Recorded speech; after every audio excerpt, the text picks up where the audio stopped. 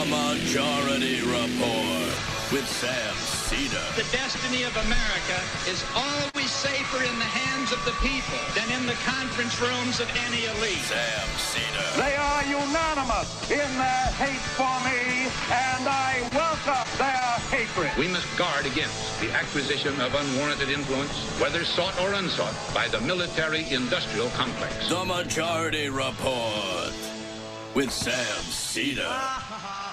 Ever get the feeling you've been cheated?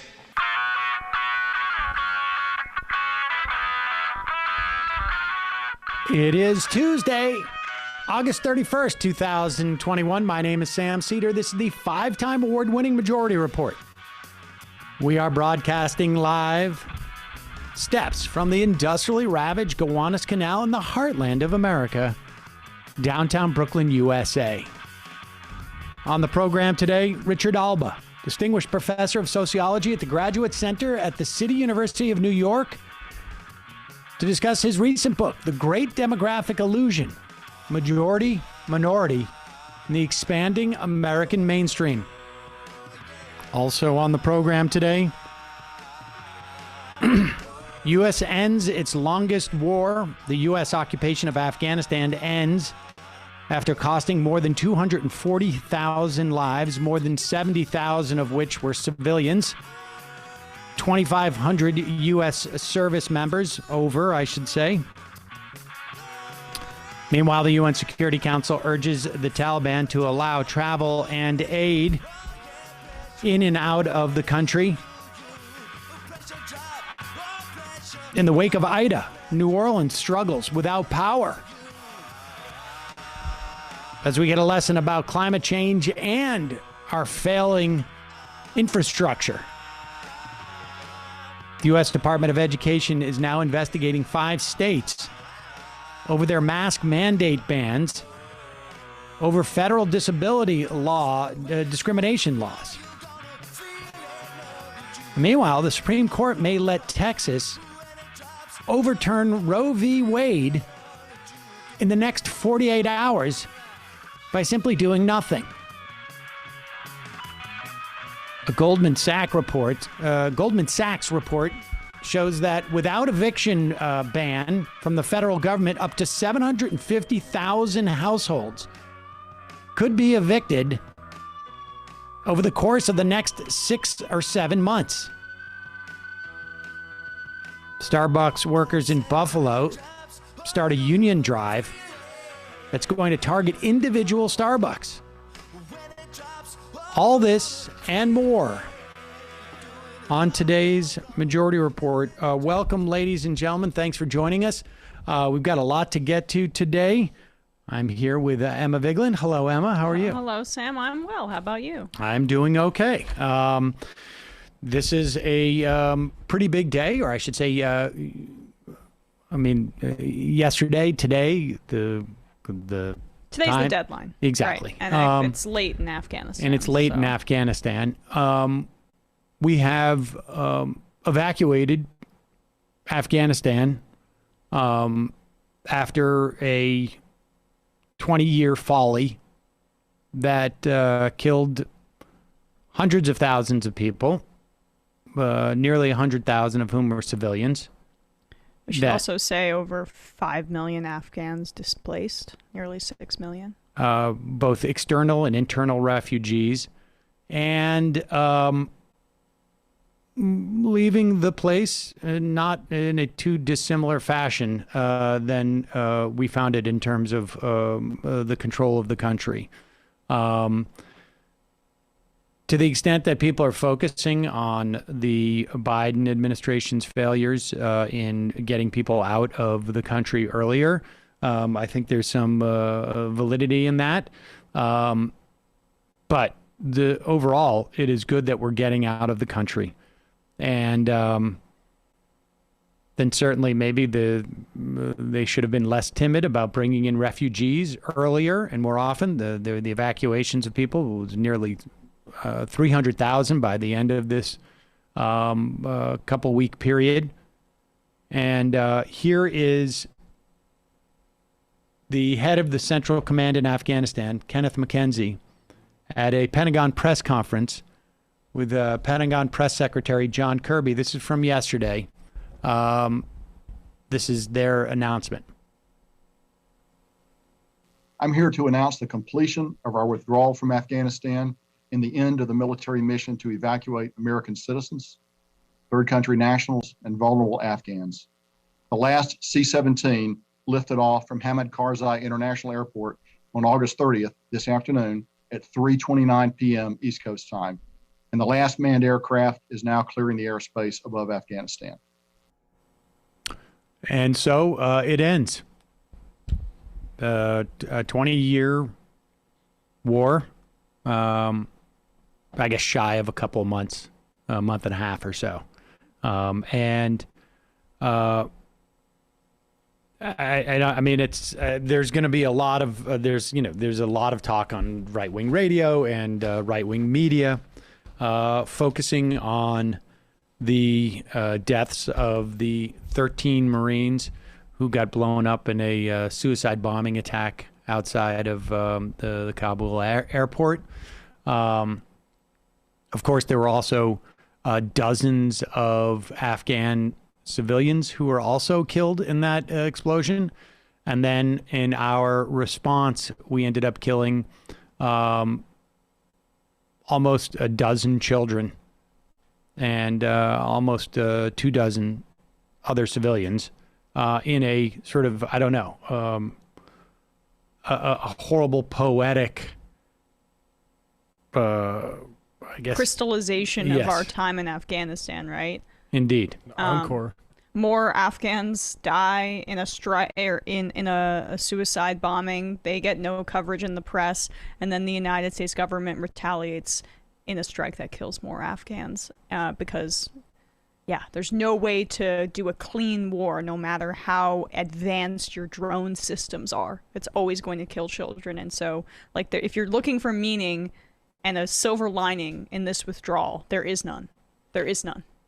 It is fascinating to me, too. I mean, I was listening to some right-wing radio this morning, and to listen to, in an era where we've had hundreds of thousands of Americans who have died, like literally every day, you hear of stories of people who died saying, I wish I would have taken the vaccine. I didn't believe this was real.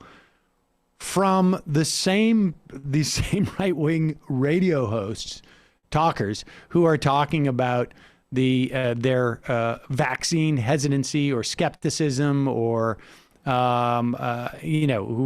would initially call ivermectin. COVID a hoax, and they're talking about they're very much focused on these 13 Marines. It's just sort of a Well, I mean, noted. It's a cudgel to attack Biden. Of course. He looked at his watch. I don't know if you guys heard about this. It's a very, very big deal. And I think it is, there is, they want to make him pay for pulling out of Afghanistan. That's the bottom line. The media, and not just the right-wing media. Certainly not. There is just a real thirst for war and occupation in this country. All right, we got to take a quick break. When we come back, we're going to be talking to Richard Alba on his new book, The Great Demographic Illusion, Majority Minority in the Expanding American Mainstream. We'll be right back in just a moment. Got a couple of sponsors on today's program. I don't know if you're still going to the post office or if you're still paying full price for postage, but you don't have to do that thanks to stamps.com. You can mail and ship anytime, anywhere, right from your computer. You can send letters, you can ship packages, you can pay less with discounted rates from USPS, it's the post office, and UPS, and more. All you got to do is you use your computer, you print official U.S. postage. You can do it at 2 in the morning. You can do it at 2 in the afternoon. You can do it at every time in between. In other words, 24/7. Sunday? Yeah, no problem. You can do it for any letter. You can do it for any package. You can do it for any class of mail, and you can do it for anywhere you want to send it to. Stamps.com, you get discounts up to 40% off post office rates and up to 66% off at UPS shipping rates. Stamps.com saves businesses thousands of hours and tons of money every year. It's no wonder nearly 1 million small businesses already use Stamps.com. Stop wasting time going to the post office and go to Stamps.com instead. There's no risk, and with my promo code Majority Report, you get a special offer that includes a 4-week trial plus free postage and a digital scale. There is no long-term commitments, no contracts. Just go to Stamps.com, click on the microphone at the top of the homepage, type in Majority Report. That's Stamps.com, promo code Majority Report. Stamps.com, you'll never have to go to the post office again. Also, in preparation for my return to the program this week after vacation. Shaved? Shaved. It's been a couple of days, not going to lie, but you can shave with the same blade that made me, well, at least 2 days ago, clean shaven.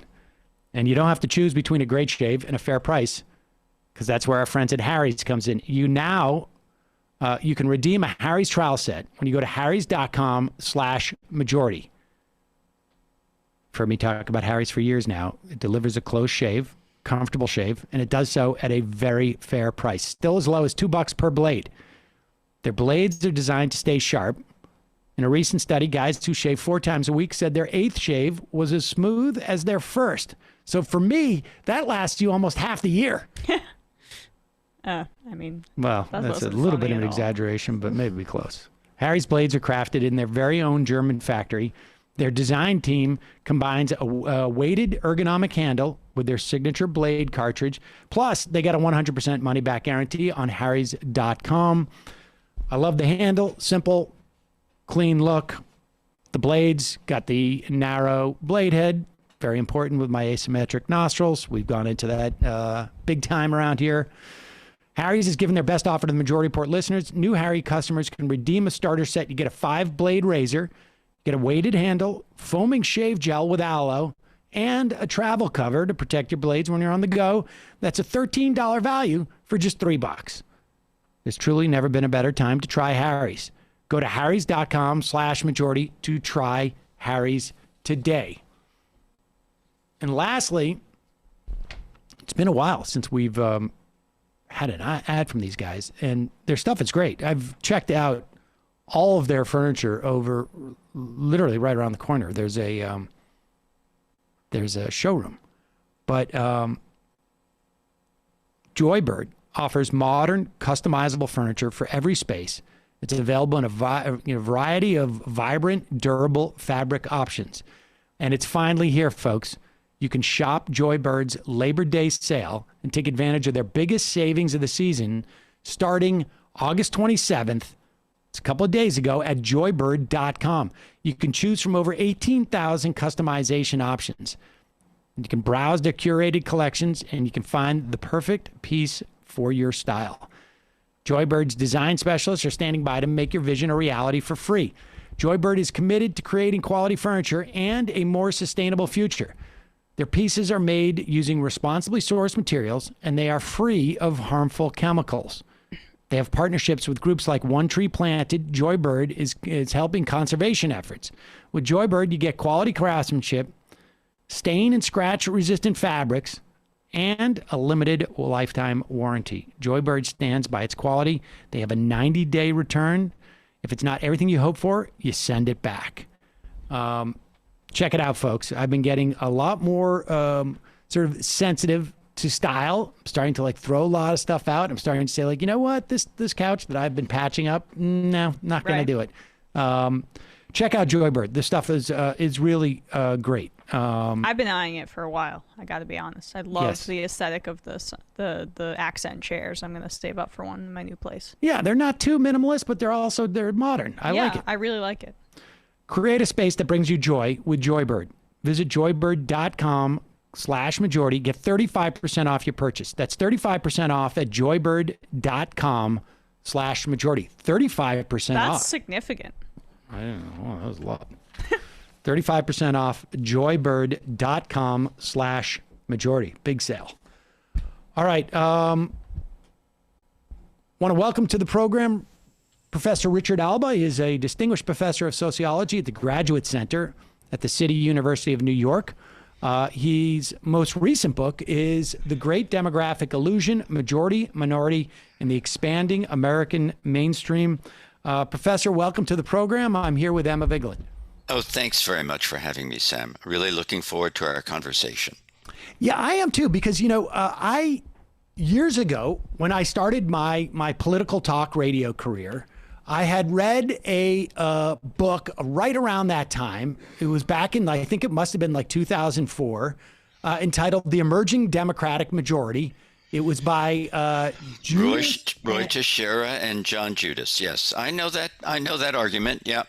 No, I mean, in many ways. So what happened? Right. Right. Exactly. I mean, this was the the argument. I mean, your book reminded me immediately of that book, because that argument was largely, not totally, but that in many respects, demography is destiny in terms of politics, and B, the demography is in favor of the Democratic Party. Let's just start with that, with the narrative that is built around that.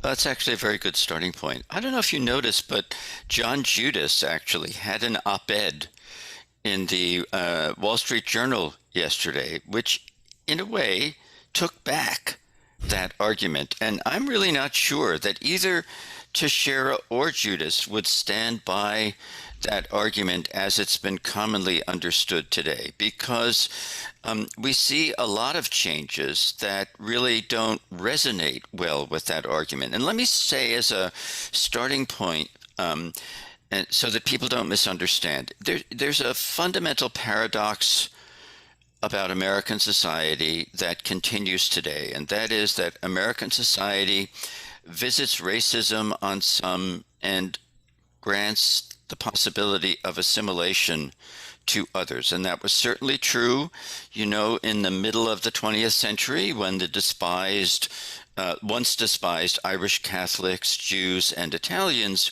were able to join the mainstream. And it continues, I think, to be true today, although maybe not quite to the same extent. But one sign of that assimilation is the tremendous amount of mixing that's taking place in families that crosses these major ethno-racial divisions. And, one sign of that is intermarriage, which has been kind of going up very steadily, sort of ratcheting upward. And I follow the Pew Research Center in this respect, and their last measure is that of marriages taking place recently, 20% roughly, cross these divisions, and most of them, the big majority, involve a white partner and a minority partner.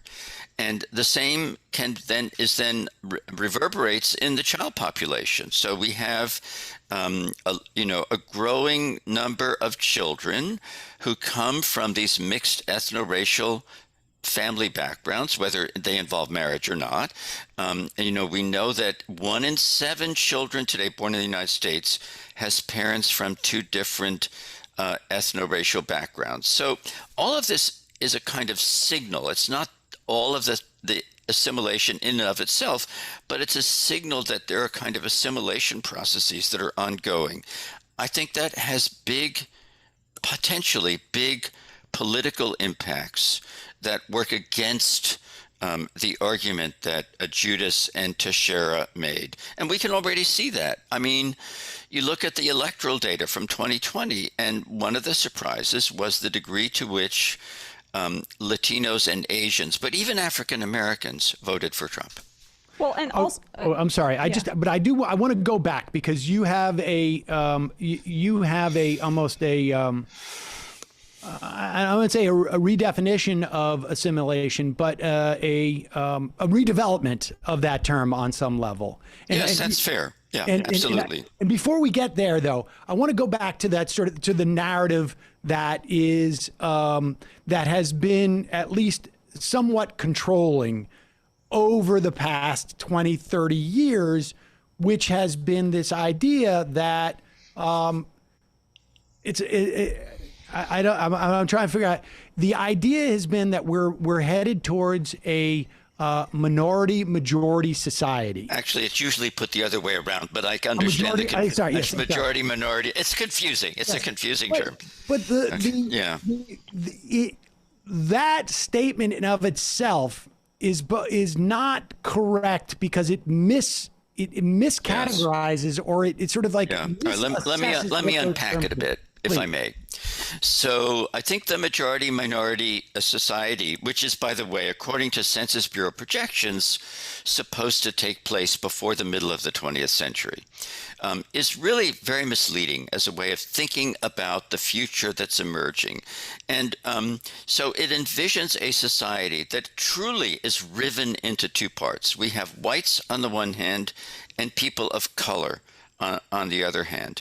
And there's no room in that binary for the emerging group of people who have a foot in both camps, as it were, because they have a white parent and a non-white parent. That's a big, growing group. There's no reason to think it's going to stop growing, and it just doesn't fit into this vision.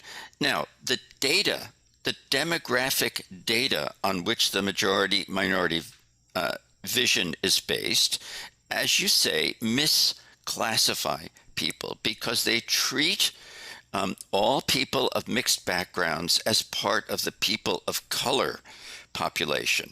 And it's not that they're white, but it's that they're also not people of color. I mean, they're really kind of in between.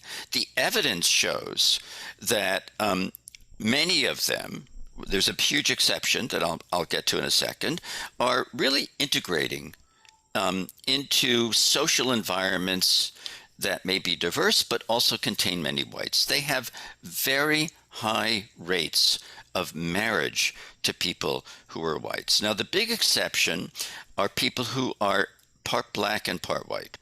And, they're an exception because the burden of systemic racism in our society falls most heavily on people of African descent. And, that is an enduring sore in our social flesh, as it were, and one that still really needs to be remedied. So, all right. And so, in other words, let me just sum up where we're at this point. To the extent that demography is destiny, which I guess on some level you could say at least demography is predictive. It can be predictive, but we are not really getting the classification of demography correct. And we're not assessing, we do not have the nuance. Yeah. In the way that we talk about these things to understand the implications of what's happening in this respect, because people of color that we refer to as people of color and black people are not similarly situated necessarily in this country in a myriad of ways. That's correct. Yes. And so that's really what that's where we are at this point. Let me work against the demography as destiny idea, because it really doesn't fit very well here. It's one thing if you say, the age structure is changing and in this respect, demography is destiny. But it's a very different thing when you say that the kind of ethno-racial configuration of the population is changing, because that treats these group memberships as if they were fixed. And they are not fixed. I mean, our history is very clear in teaching us, that the boundaries of who is us changes.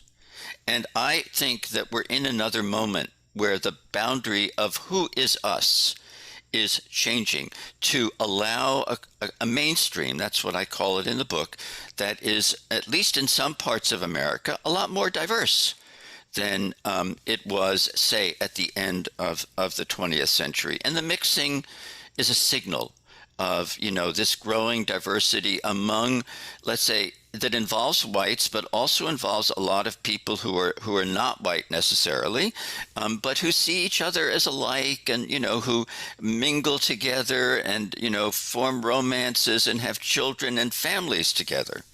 Right, and I mean, part of, I think, what some of the errors are in these classifications is that it treats whiteness as like a static definition, right? We've Correct, seen it yeah. right about throughout history. Italians weren't necessarily considered white.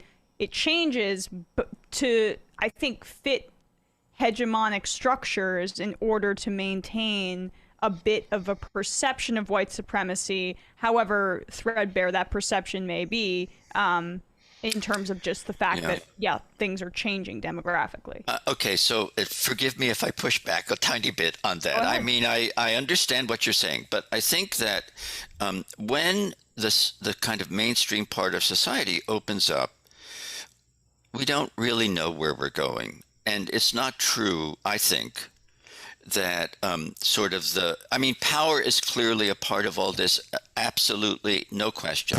But I don't think that this kind of process of opening up is really that controllable. And let me use the following example. So if we went back to the 1950s, we would find a mainstream that was white Christian, meaning really Protestant, and that looked down on Jews and Catholics, especially, by the way, on the latter, because they were so numerous and they were so politically important.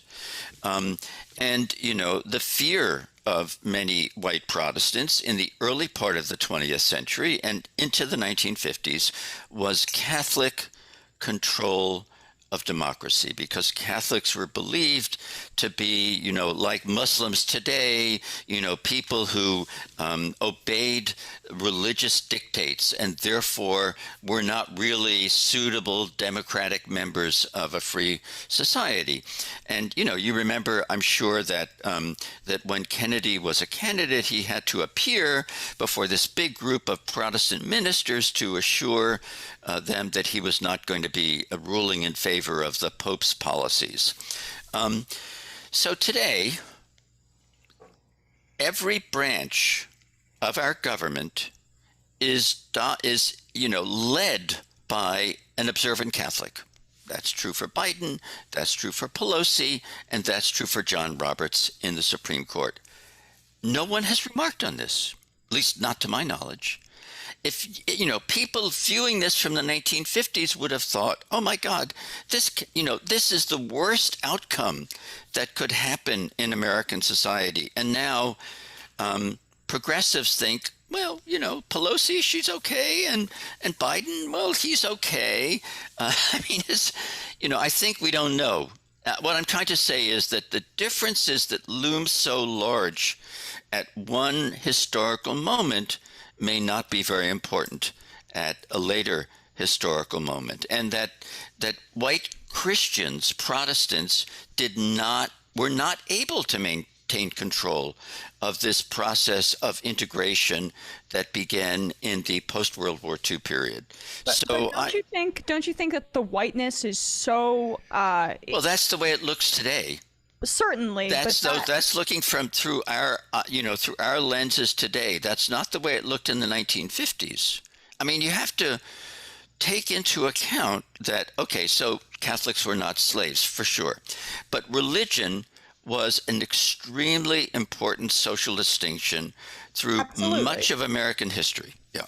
Okay. I totally understand that. I just don't want to approach or think about, as white people, this kind of change to be more inevitable or well, it's not inevitable. I agree with that. Absolutely. White supremacy is certainly, I think, a larger mountain to climb. Okay. That's a very fair statement. But I still say that what's going on is a process of overt diversity within what we view as mainstream America. And we can see it like in many cultural domains, in music, and even, I think, more consequential as a kind of indicator, because there's so much capital involved, in movies. It's just, compare the selection of movies that Americans are watching today against that even in 2010. There's so much more diversity and so many more movies that are coming forward that represent not sort of people of color as seen by whites, but people of color as seen by people of color. I think I think this is really a watershed, and I think we need to sort of appreciate it and build. I agree with you, build on this growing diversity, not take it for granted.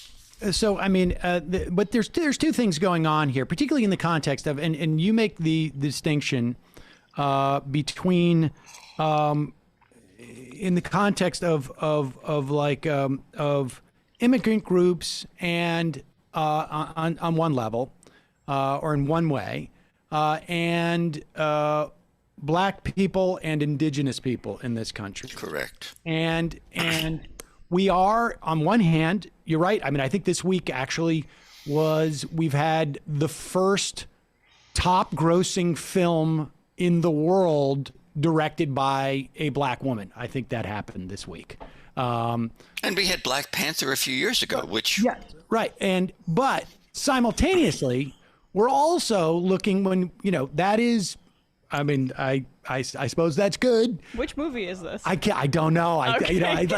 I'm not that savvy, but but at the same time, we also have reports that have come out just in the past couple of months about Black people's college educations don't have the same value as white people's. That Black people with BA, their incomes have not risen. They have been completely static. And I guess to some extent, in the exchange you just had with Emma, I hear there's two things. One is we can't know the future, and things that we thought were immutable in the past have mutated.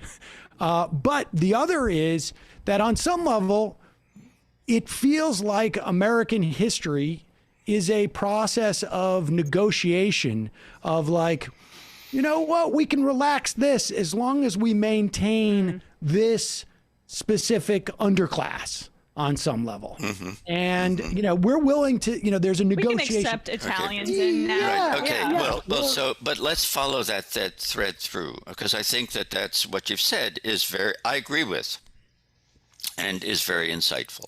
So we have growing diversity, but it's true that what you say, that much of it has to do with immigrant populations, because as Americans, almost all of us have been immigrants. Many of us, know about the immigrant experience firsthand from people that, the older people that we knew when we were young, and we kind of understand the immigrant experience, and there's a bias in favor of immigrants as people who chose to come here in order to better their lives. And that's a story that runs through a lot of our families. We have a lot more trouble with understanding the kind of the post-emancipation racism that has held back African Americans, and also in an understanding the incredible impact of the genocide and concentration of American Indians on reservations.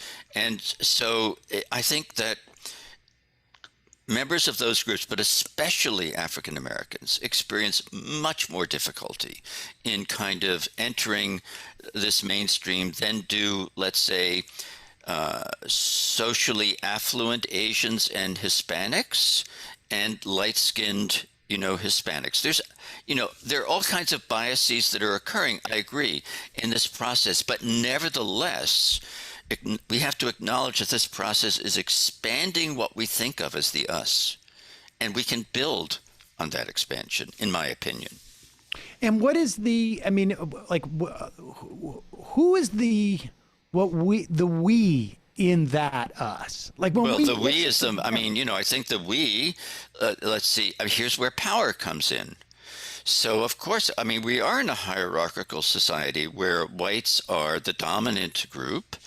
And so the we really that these others moving up or mixing with is we as whites.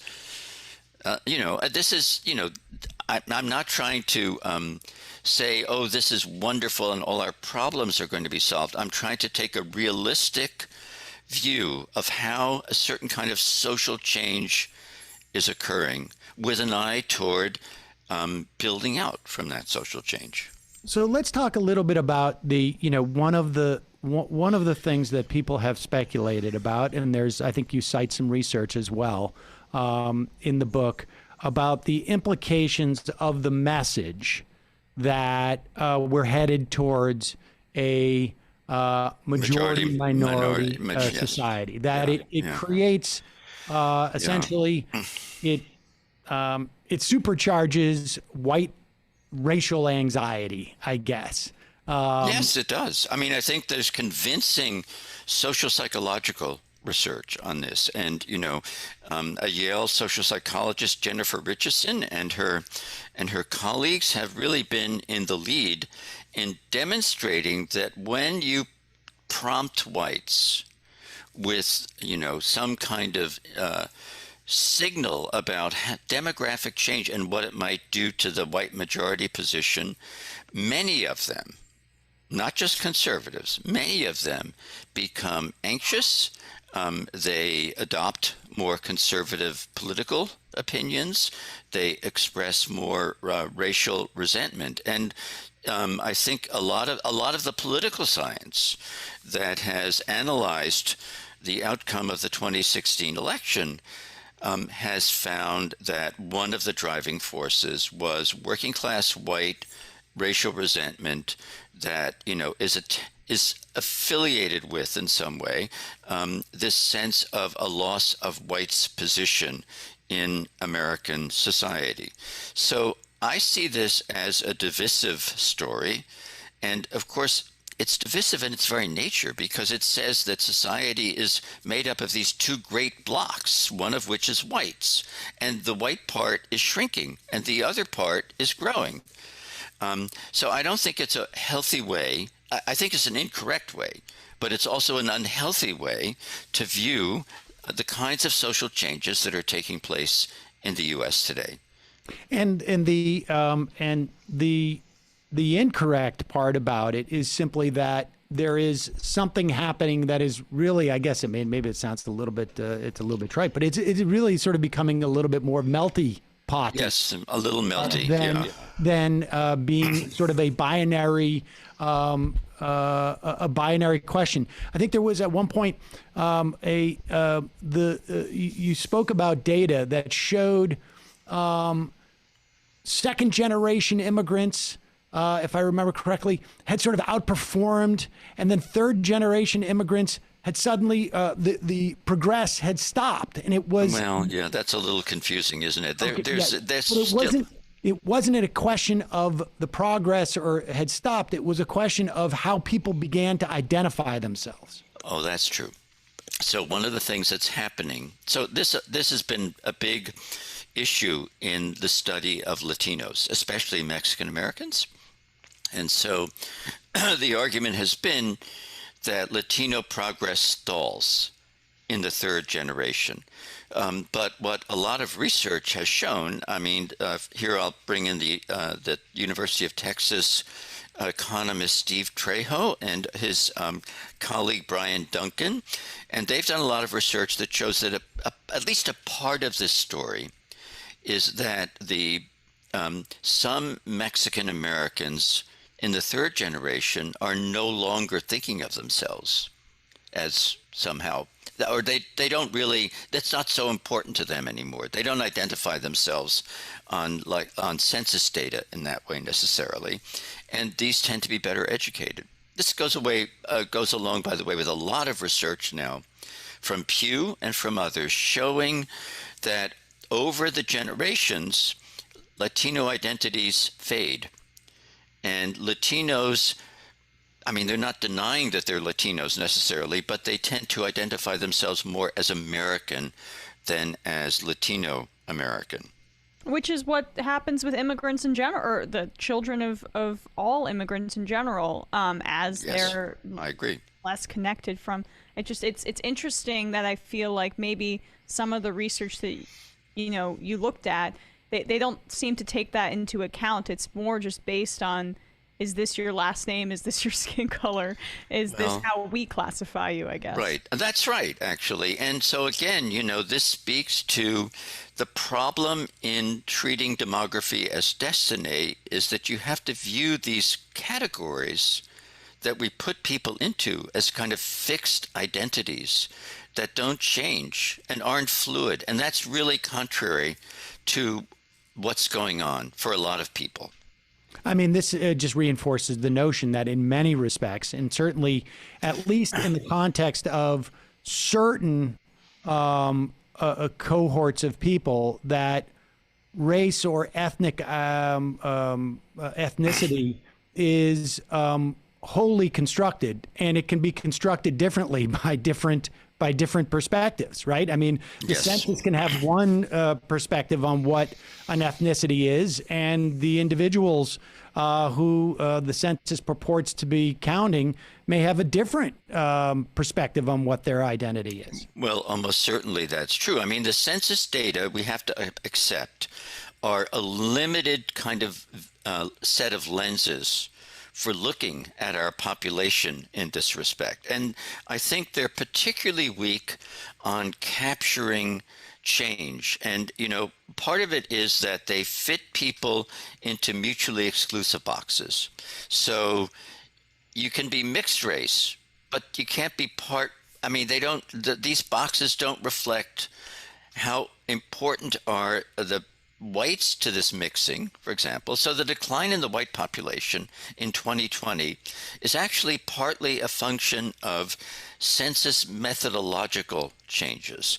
So the census correctly decided that it wasn't doing a good job of identifying mixed race people. So it changed its classification principles for 2020. And in 2020, for the first time, under white and black, you could write in ethnic labels.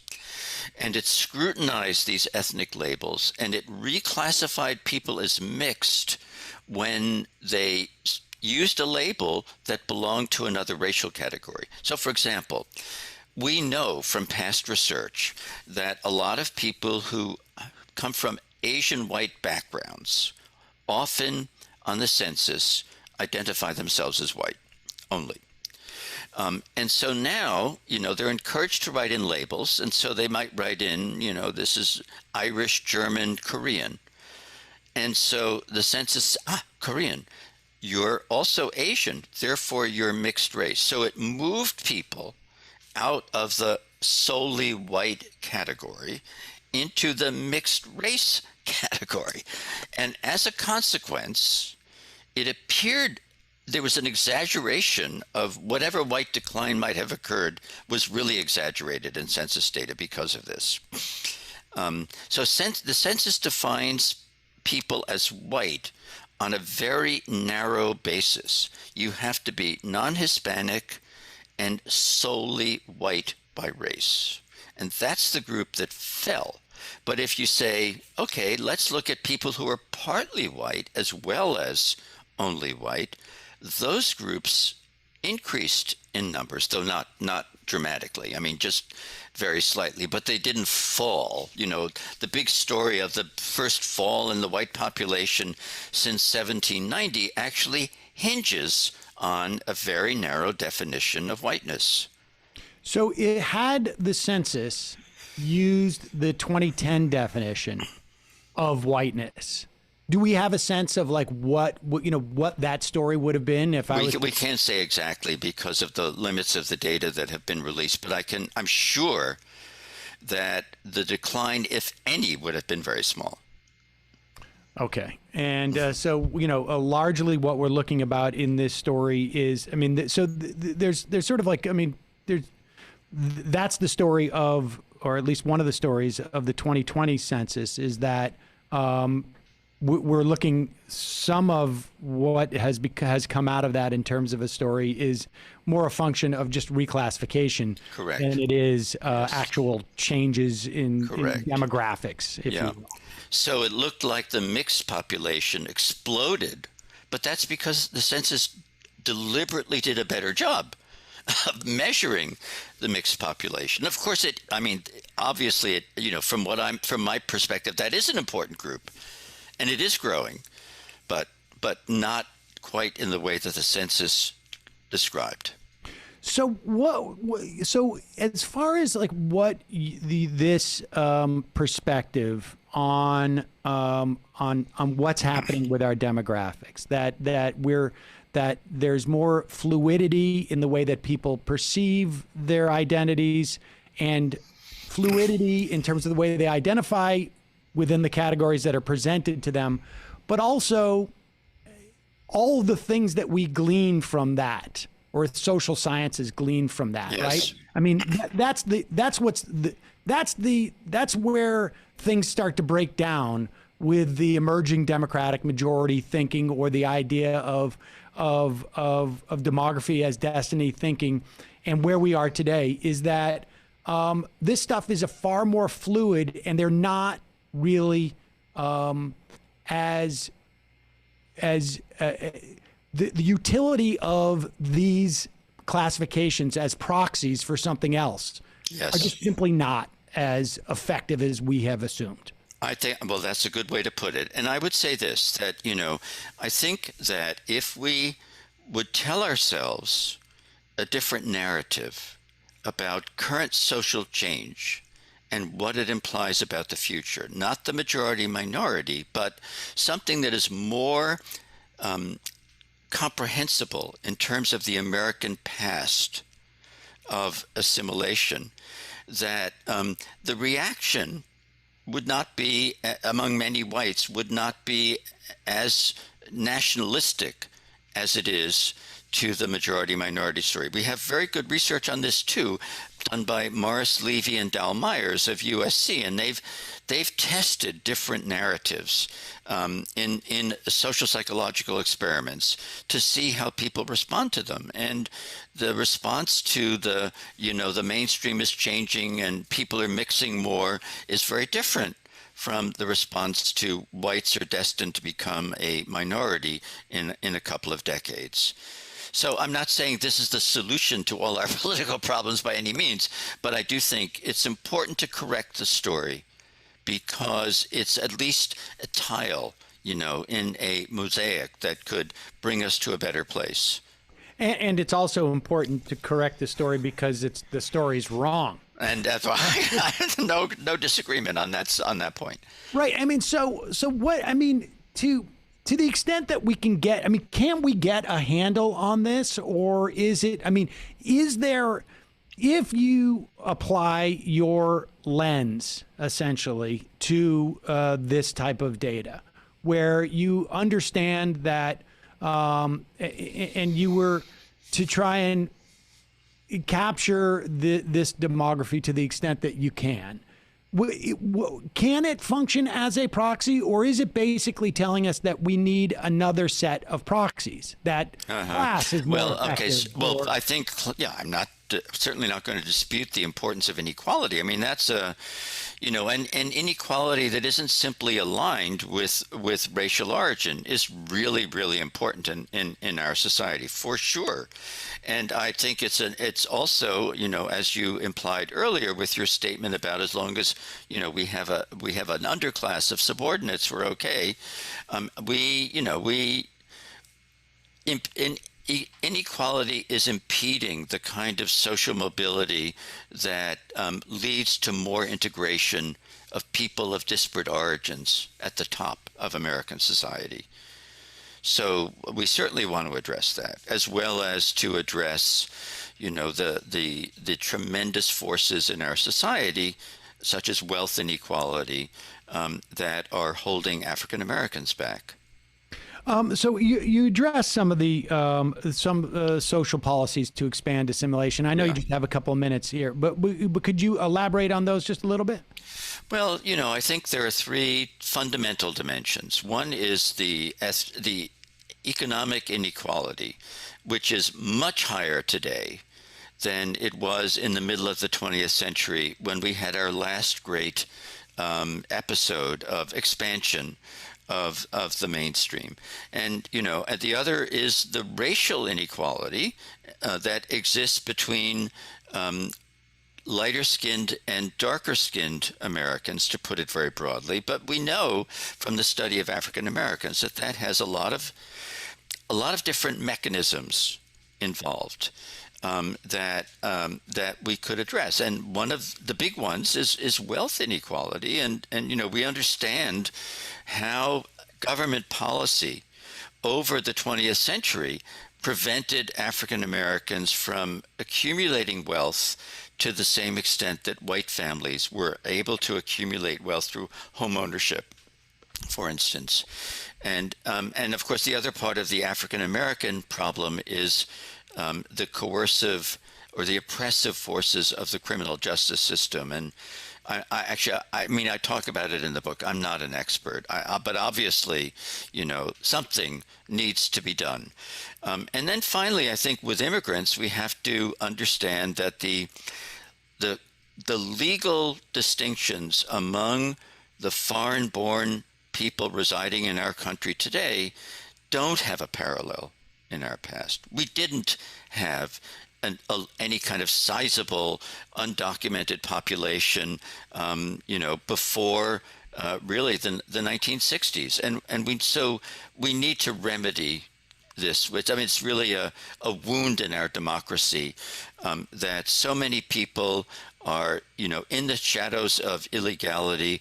Even young people who have grown up here and really no other society but the United States are sometimes in these shadows. So, I guess lastly, I'm thinking, every day I come into work and we have a handful of clips from Tucker Carlson, essentially promoting the idea that white people are going to be replaced in this country. It changes, to be fair, day to day as to who's going to be doing the replacing.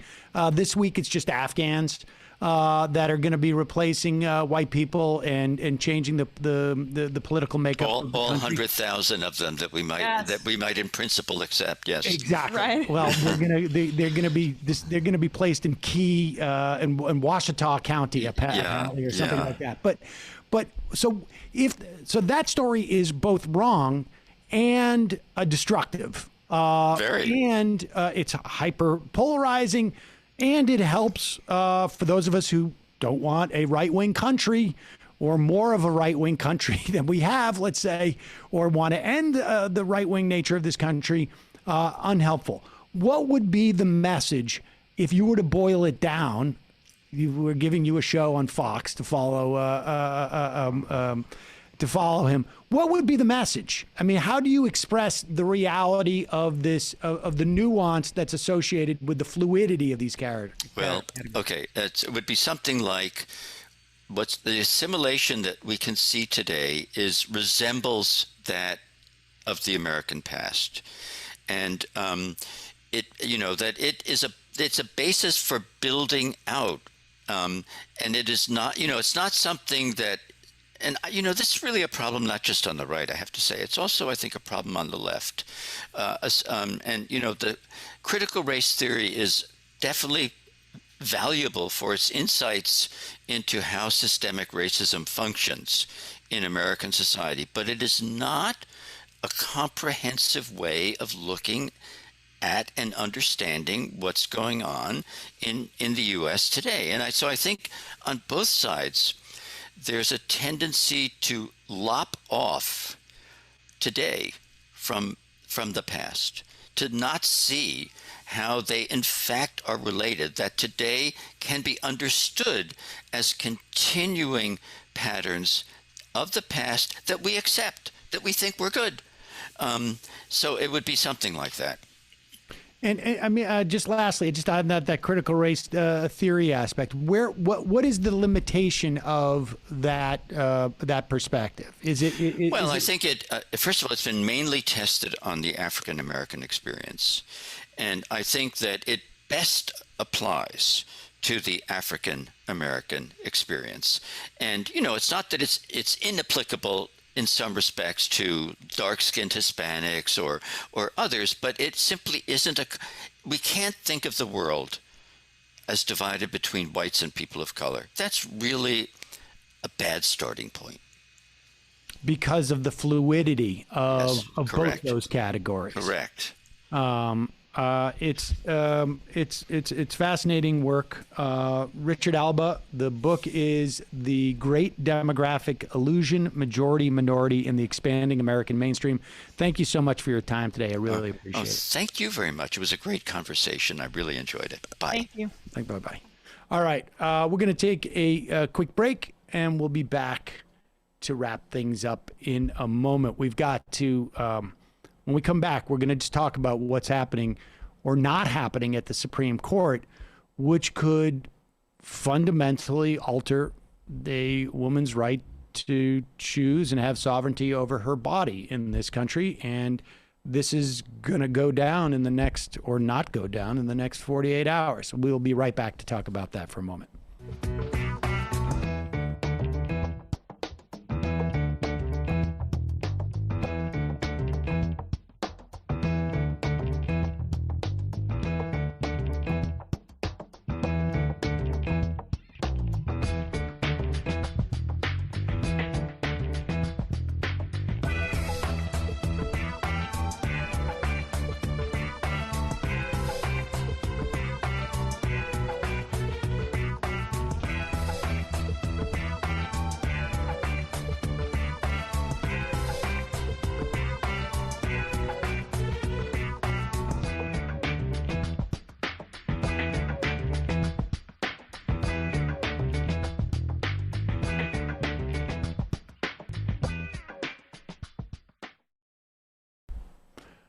Okay, we got just a couple of minutes here to wrap things up, but I wanted to. We've talked about this law, SB 8, in Texas.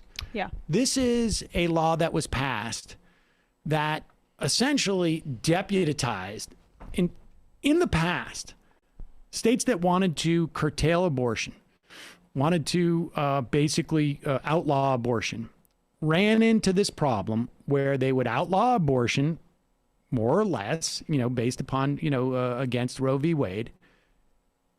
And someone or some entity would sue the state who was, or a specific official who was to enforce this law. And then it would ultimately work its way up through the federal courts and it would be struck down.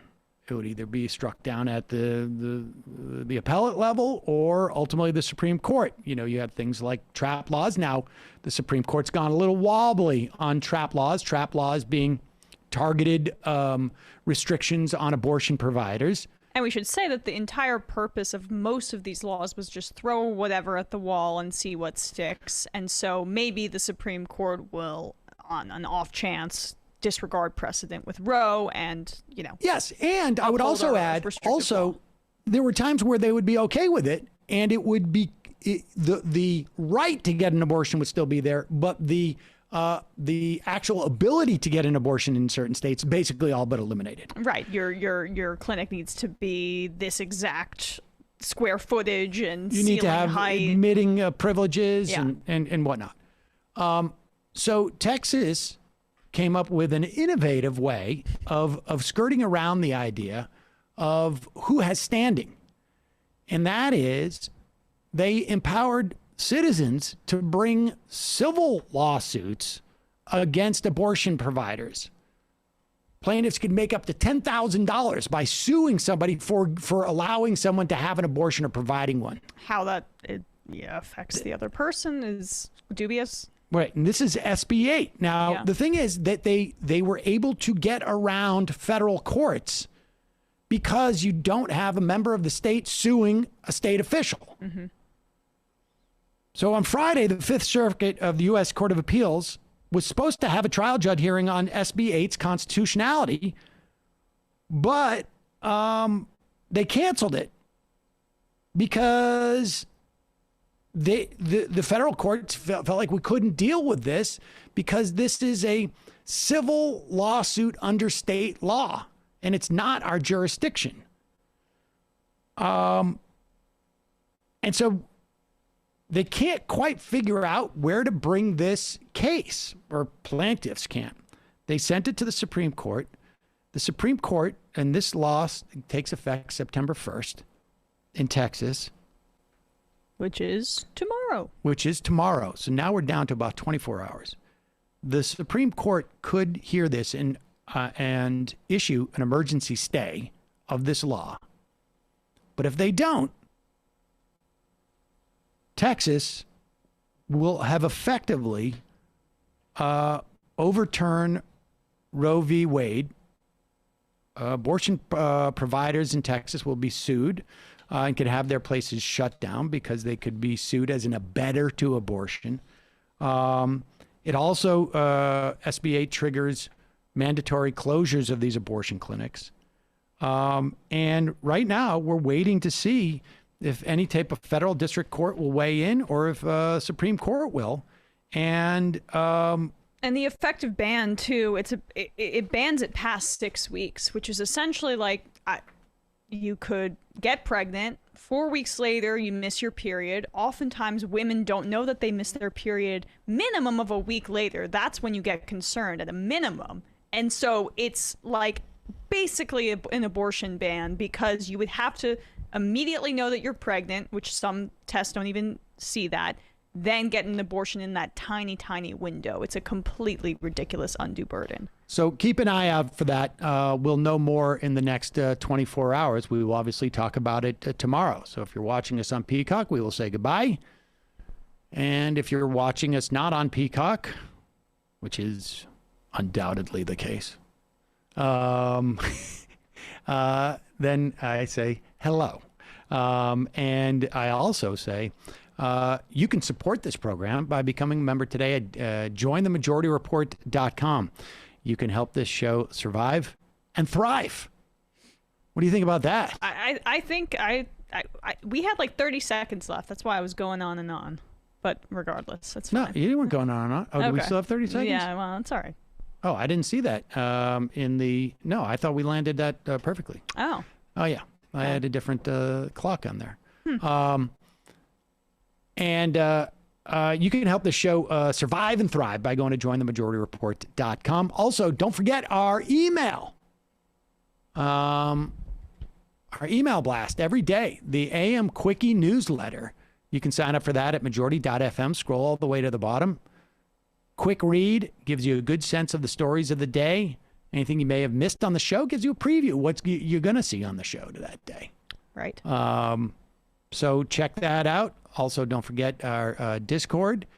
And Friday, Sun's Out, Guns Out. Mm-hmm. We had some people who are sending us some suggestions as to how we can help Afghan refugees.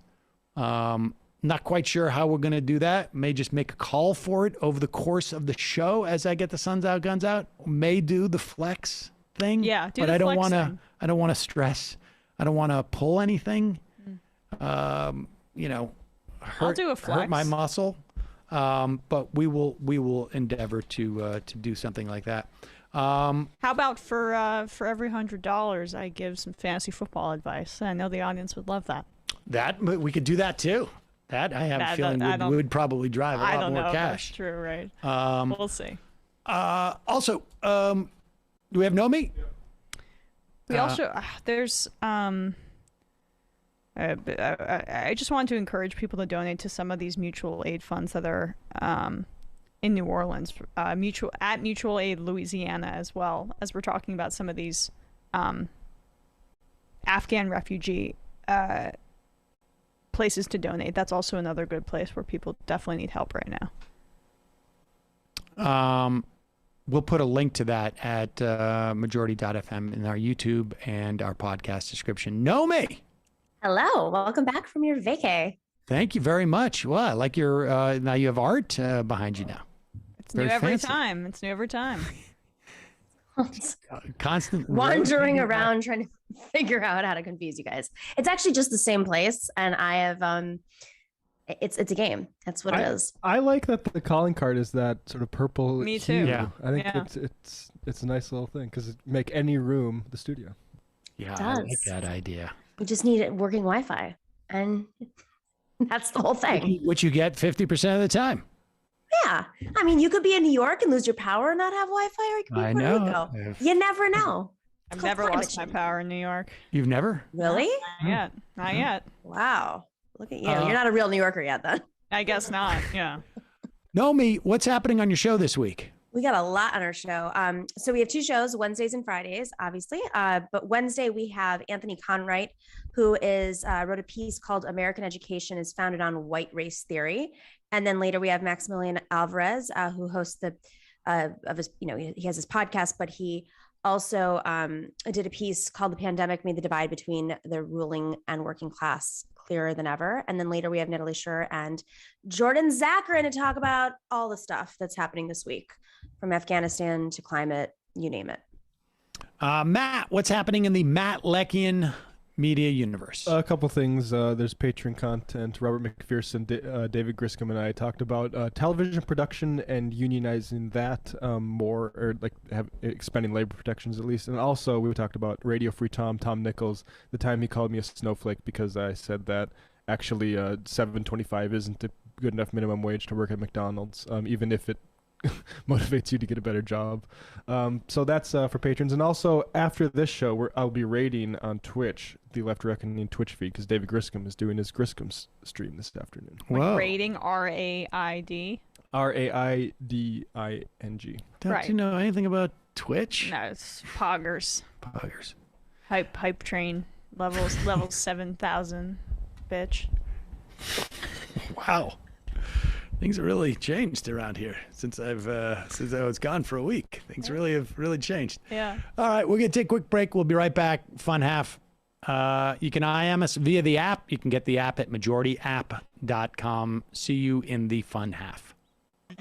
You are in for it. All right, folks. 646-257-3920. See you in the fun half. Are you ready?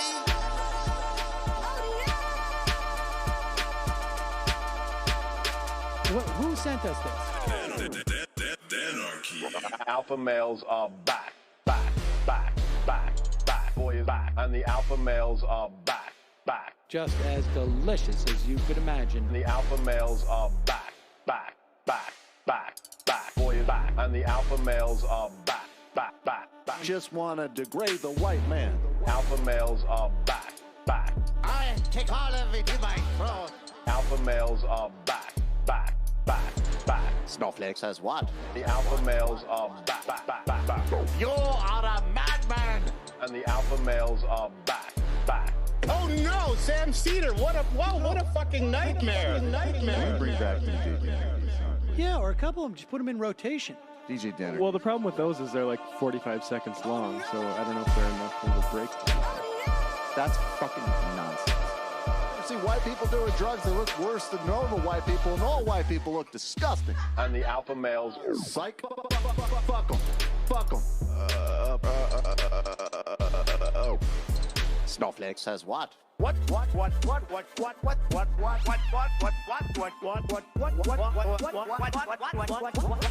Snowflake says what? A hell of a lot of bank. A hell of a lot of bank. A hell of a lot of bank. Okay, I'm making stupid money. Hell of a lot of bank. A hell of a lot of bank. All lives matter. Have you tried doing an impression on a college campus? I think that there's no reason why reasonable people across the divide can't all agree with this. Psych. and the alpha males are back. And the Africans are black African, and the alpha males are black. And the Africans are back. back, back, back. When you see Donald Trump out there, doesn't a little part of you think that America deserves to be taken over by jihadists? Keeping it 100. Can't knock the hustle. Come on, fuck 'em, fuck 'em. Things I do for the bigger game plan. By the way, it's my birthday. Happy birthday to me, Jew boy. I have a thought experiment for you. And the alpha males are back, back. Africans are black, black. Alpha males are black, black. Africans are back, back. Come on. Come on. Come on. Someone needs to pay the price for blasphemy around here. I am a total pussy.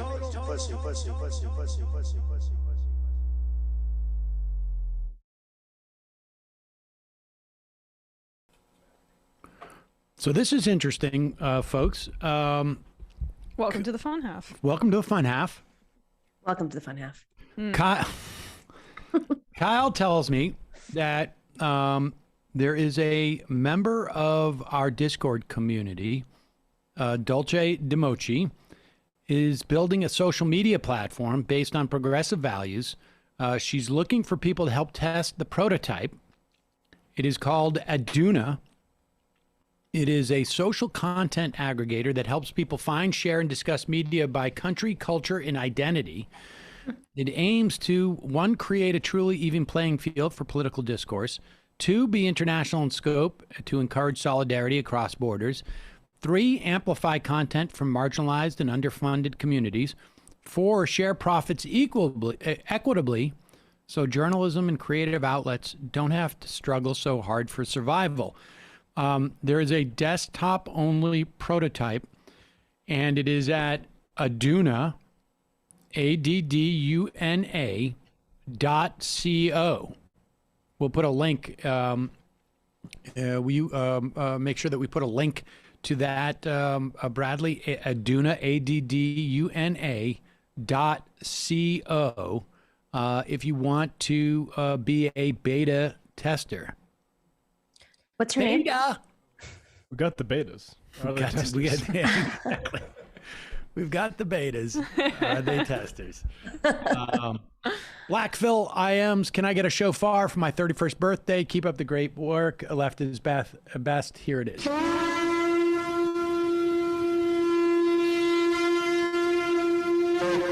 We're actually only we're a week away from Rosh Hashanah. So when you're actually supposed to blow the shofar. Will you be doing that? Do I blow the shofar? Yeah. No, I don't. You've never blown it in an actual religious context. You need to have skill to do that. Oh. It's not everybody doesn't do it. It's not like you take like a recorder, like the wafer or something like that. Or a kazoo. What's that? It's not like a kazoo. No, it's hard. It's hard. Do you have one?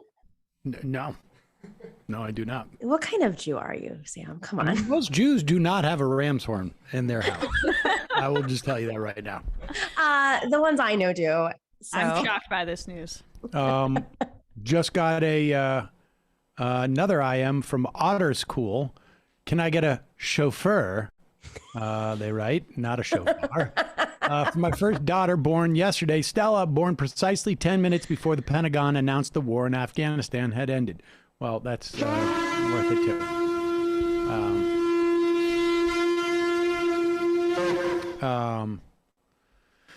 Car's on the way. What's that? The car is on the way. The car is on the way? Oh, right. Chauffeur. Chauffeur. Where did my sound sheet go? So he cannot get a chauffeur for his... You can't get a chauffeur, but you can get a shofar. Where did my sound sheet go? Oh, great. It's probably one of the 400 papers on your desk. Yeah, I know it. I don't have it. I don't have to... I get it. Yeah, could I get another one? Tucker was on one. We could talk about that. There was. Oh, thank you. Well, we have your favorite candidate. Too. We have that board meeting, and let's start with that. So this I really appreciated because anybody. I don't know if we're going to do phones today. Someone just IM me. I'm not sure. We'll see. This I really appreciated because we take IMs during the show. People can IM the show by getting the app at majorityapp.com And over the years, this has happened to me many, many, many times. And it's just nice to see it happen to someone else. This is a school board meeting in Henrico, Virginia. The board chair, Roscoe Cooper, finds himself in a situation that I have been in many times. You guys work for us in this environment. You answer to us, and I'm asking that you do not pass this policy in Virginia. Thank you so much, Ms. Thomas. We do appreciate you. Phil McCracken. Phil McCracken. So juvenile. Souk Mahidic. Souk Mahidic. Ophelia McHawk. Ophelia McHawk. Ophelia McHawk. Oh, no. Eileen Dover. You had to get it done. Eileen Dover. Pick it up anytime. Don Keating. Donkey Dick. Don Keating. Wayne Kerr. Wayne Kerr. So juvenile. So juvenile. He didn't figure it out. No. At all. No. You know, like the first couple of times I watched it, I'm like, maybe he just realized, I have to say these names. I have to say them twice. That's the rule. But I mean, I've been in that situation multiple times over the years, and it's not easy. Bit of Schadenfreude on your part? It's just nice to know that, there are others who, it's not just me. Let's put it that way. Who released that? Was it like, well, did someone I think it's just like they live stream it. I mean, if I nailed that prank, I would make sure I recorded it as well. Yes. Oh yeah, that would be. I would buy a TV and hang it on my wall and play that on a loop as just like a piece of artwork, and the sound would just come on. I'd figure out some way, like when people walk by, like in museums, people walk by and it turns on automatically. Yeah. I would just do that for the rest of my life. That would have been my crowning achievement, frankly. Well, I mean, that and the Crowder thing, right? And the Crowder thing. You got to get Crowder to talk about the Ligma variant. Let's.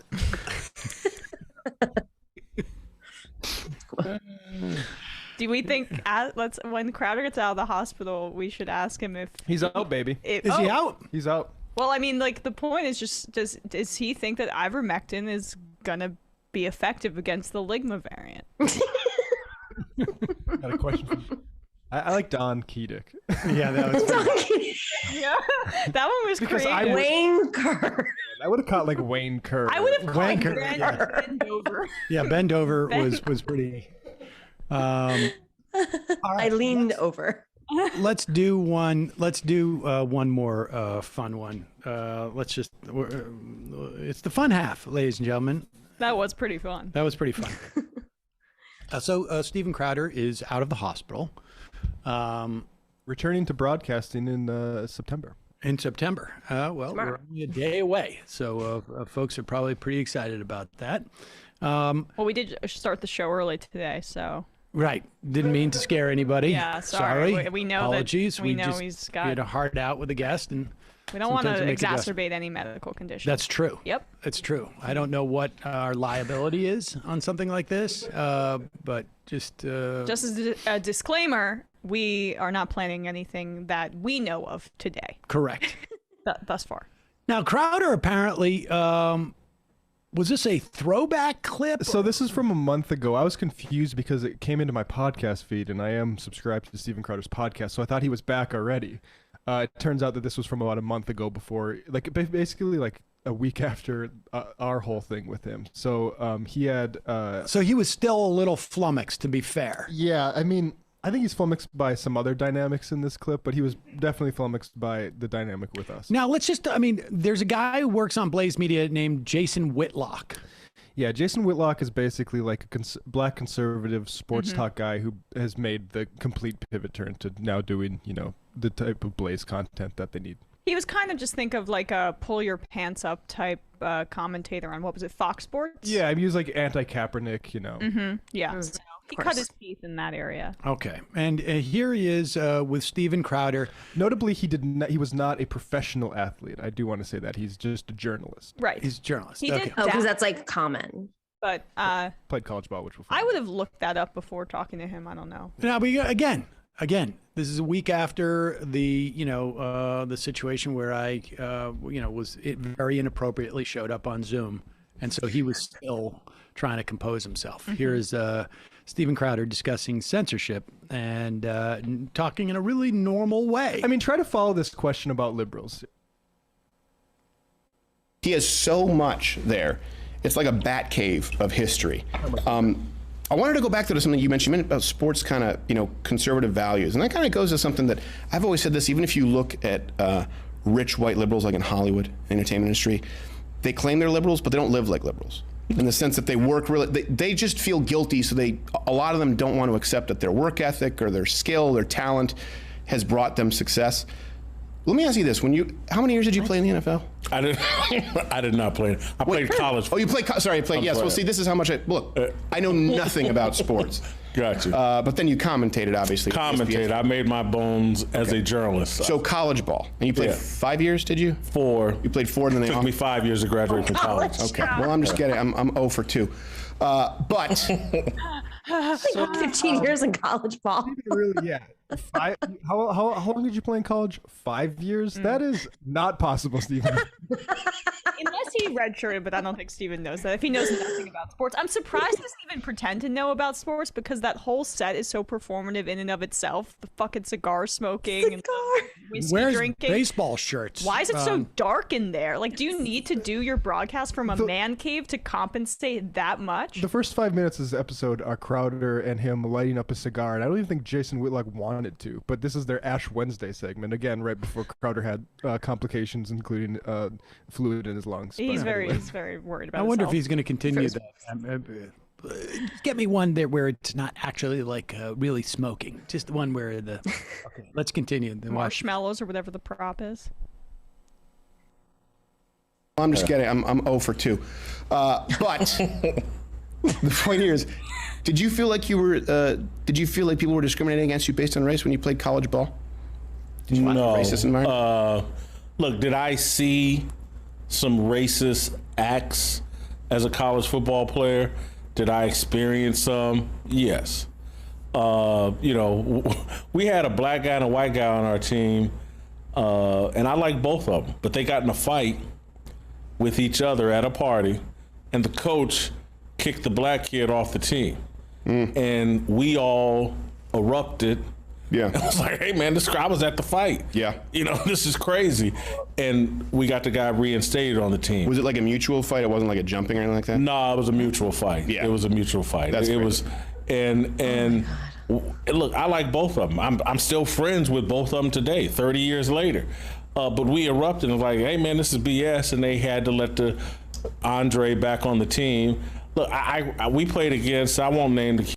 The main point is he looks so uncomfortable to be talking to a black guy. Think of that question. It starts off, liberals are hypocrites. They don't believe that their hard work paid off.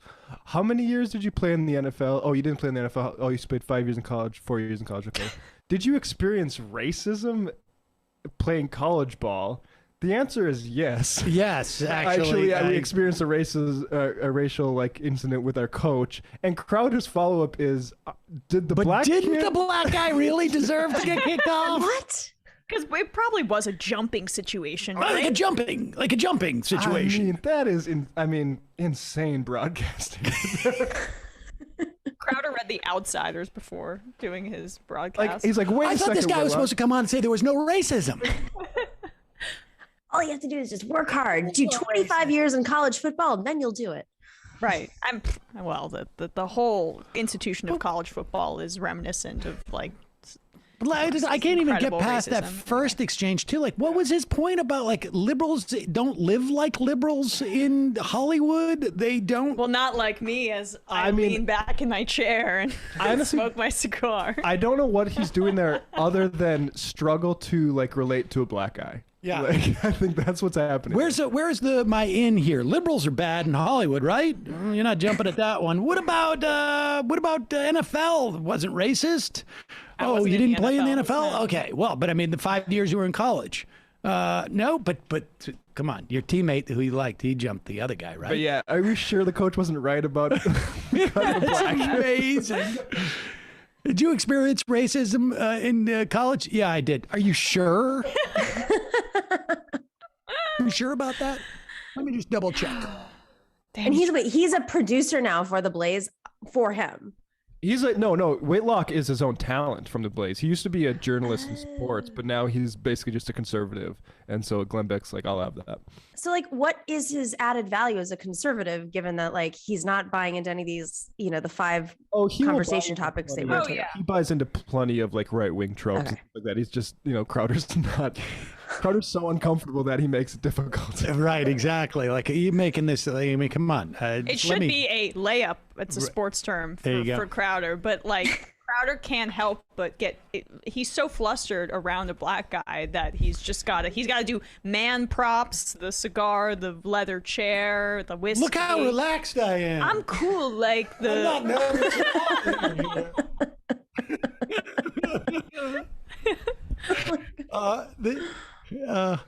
and when he gets nervous, you can really hear it. He gets really shaky, breathy, like he runs out of breath when he's talking, sort of. It's going to be great to have him back. It's going to be great. I'm just so happy that things worked out for him. Yeah, I know. I can't wait to, especially more interviews with black guys. Are we gonna pay for that Patreon or the behind the paywall docuseries about his surgery? Well, I think if anybody is a Mug Club member, they should request that Crowder does not cease the Ash Wednesday show just because of his medical I think he's got to double up. Mm-hmm. Be a man. It's got to be Ash Wednesday and Ash Friday. Whiskey with a chauffeur. Whiskey Wednesday, cigar. I don't Shabbat. know. Yeah. I'm thinking like I think what he should do, just to show that he's a real man, get a tracheotomy and have the smoke go directly into the throat so that he can actually smoke from here. That, to me, is like he can be asking a question while smoking a cigar at the same time. Exactly. How many years in college? 5 years playing college football? 5. That was too nervous to even remember but how many years there are. honestly, Yeah. like are you sure he didn't deserve to be kicked off?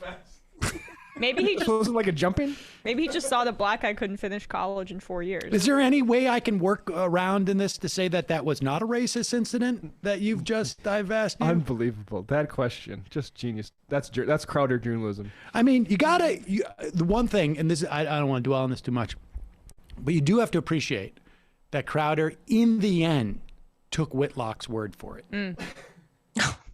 I mean, he did a little bit of examining to make sure it wasn't a dynamic you weren't looking at this. I mean, Crowder can't pass by a just obviously racist incident without kicking the tires on. Yeah, we got to make sure this really. I just want to make sure this was actually a racist thing by the coach. I mean, I'll follow up. But in the end, I'll take your word for it. Only because you scare me. Hey, actually, while we're on reactionary right wingers, back in 2009, we were about 4 or 5 years out. I don't know if you remember this, Nomi. We were at that point 4 or 5 years out from George W. Bush getting on national television, talking about how it was with a heavy heart that he had to promote a constitutional amendment which would prohibit same-sex marriage in this country because things were getting out of control. And that constitutional amendment went nowhere. And within a decade of him saying that, marriage equality was the law of the land. But in the interim, there was a lot of people who were very mad about it. One of those people was a Miss USA candidate, or Miss California contestant, I believe. And her name was Carrie Prejean. Never forget this. Prejean. I remember this. She was stripped of her title. Let's put up the article, please. The article? You don't have the video? Well, no. Here's the article. This is back from 2009. Carrie Prejean as Miss California. You're fired. Yep, you're fired. I'm sorry. So don't worry, you're going to join the administration in 10 years. Donald Trump was very, very upset. She's a great girl, but sadly, she won't. Stop talking about how much she doesn't want. Look, I like the pictures, but you gotta stop about the gays. Yeah, you gotta stop talking about the gays because we're losing advertisers. Well, so she left. She was stripped of her title. Went on to become a commentator on Fox occasionally. Oh, you're telling me this? Did you really? Did she really? She was a fill-in, Fox and Friends. I thought because she was canceled, she was done from history. She was done from history. Right. No longer can which get a meant job. that she went on Fox and Friends as a fill-in on occasion. And then Tommy Lahren killed her. Has a new ballywick, if you will. Here she is at a school board meeting in Encinitas, California. My name is Carrie Bowler. You see my shirt, it says Mama, and I'm a mama bear. You got a thing on your... and no one's going to mess with our cubs. That's right. All right, pause it and go back to the beginning. I'm a resident You got a black bar on the top there. Just got to get rid of that. Thanks. Okay, that's good. My name is Carrie Bowler. You see my shirt, it says Mama, and I'm a mama bear. And I know there's a lot of mama bears here tonight. And no one's going to mess with our cubs. That's right. Just so you know. I'm a resident of Encinitas, born and raised San Diegan. And tonight I'm simply here to tell you to unmask our children. We're done begging. In fact, we're done asking for permission. That's right. We are going to be unmasking our children today. That's right. The pandemic is over. The parents are done.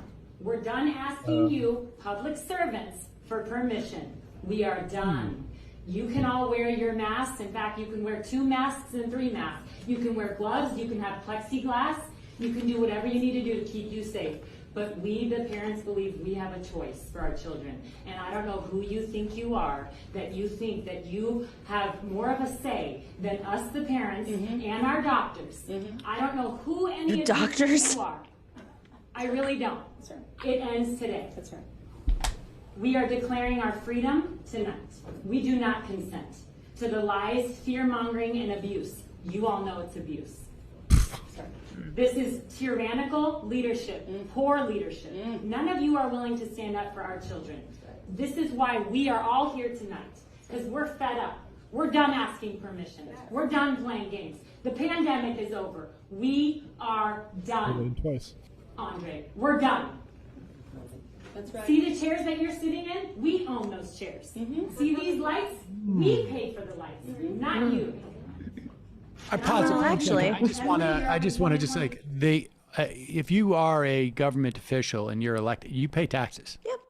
So you do actually pay for the lights and the chairs to the extent that she does. Well, she's got to do the extension of the taxpayer argument. Only I, rich white lady, I have more entitlement to speak on this. Well, all right, that's one argument, Emma. But the other argument is she just ended the pandemic. What did you do today? It's over. It's like cancel culture. She canceled the pandemic. When was the last pandemic you ended? I can't Let's speak on it. Let's be clear about who's being tyrannical here. Like what she's saying is we, possibly largely unvaccinated parents, or like take it less serious than you do, want to live our lives, by which we mean we want to force teachers to teach our unmasked kids. Yep. Like that's what this is about. Coercion. This is not about standing up to tyranny. This is about tyranny itself. And this idea of like you can do what you want to keep yourself safe or keep others safe. I want to mask your kid. Yeah, that's exactly right. We're just going to and what's amazing is as she's giving this speech, I think it was from 2 nights ago, as she's giving this, she's admonishing, and I love the fact that she needs notes on this. Yeah. Like you go back and like, what was she what was so specific about what she was saying that she needed notes I'm on a this? mama bear. Circle back to the pandemic. Over. The pandemic is It's over. over. I wrote that twice. It's true. In California, that story that I read yesterday about the teacher who did not wear a mask as she's reading to her students, she infected 50% of her students over the course of a couple of days.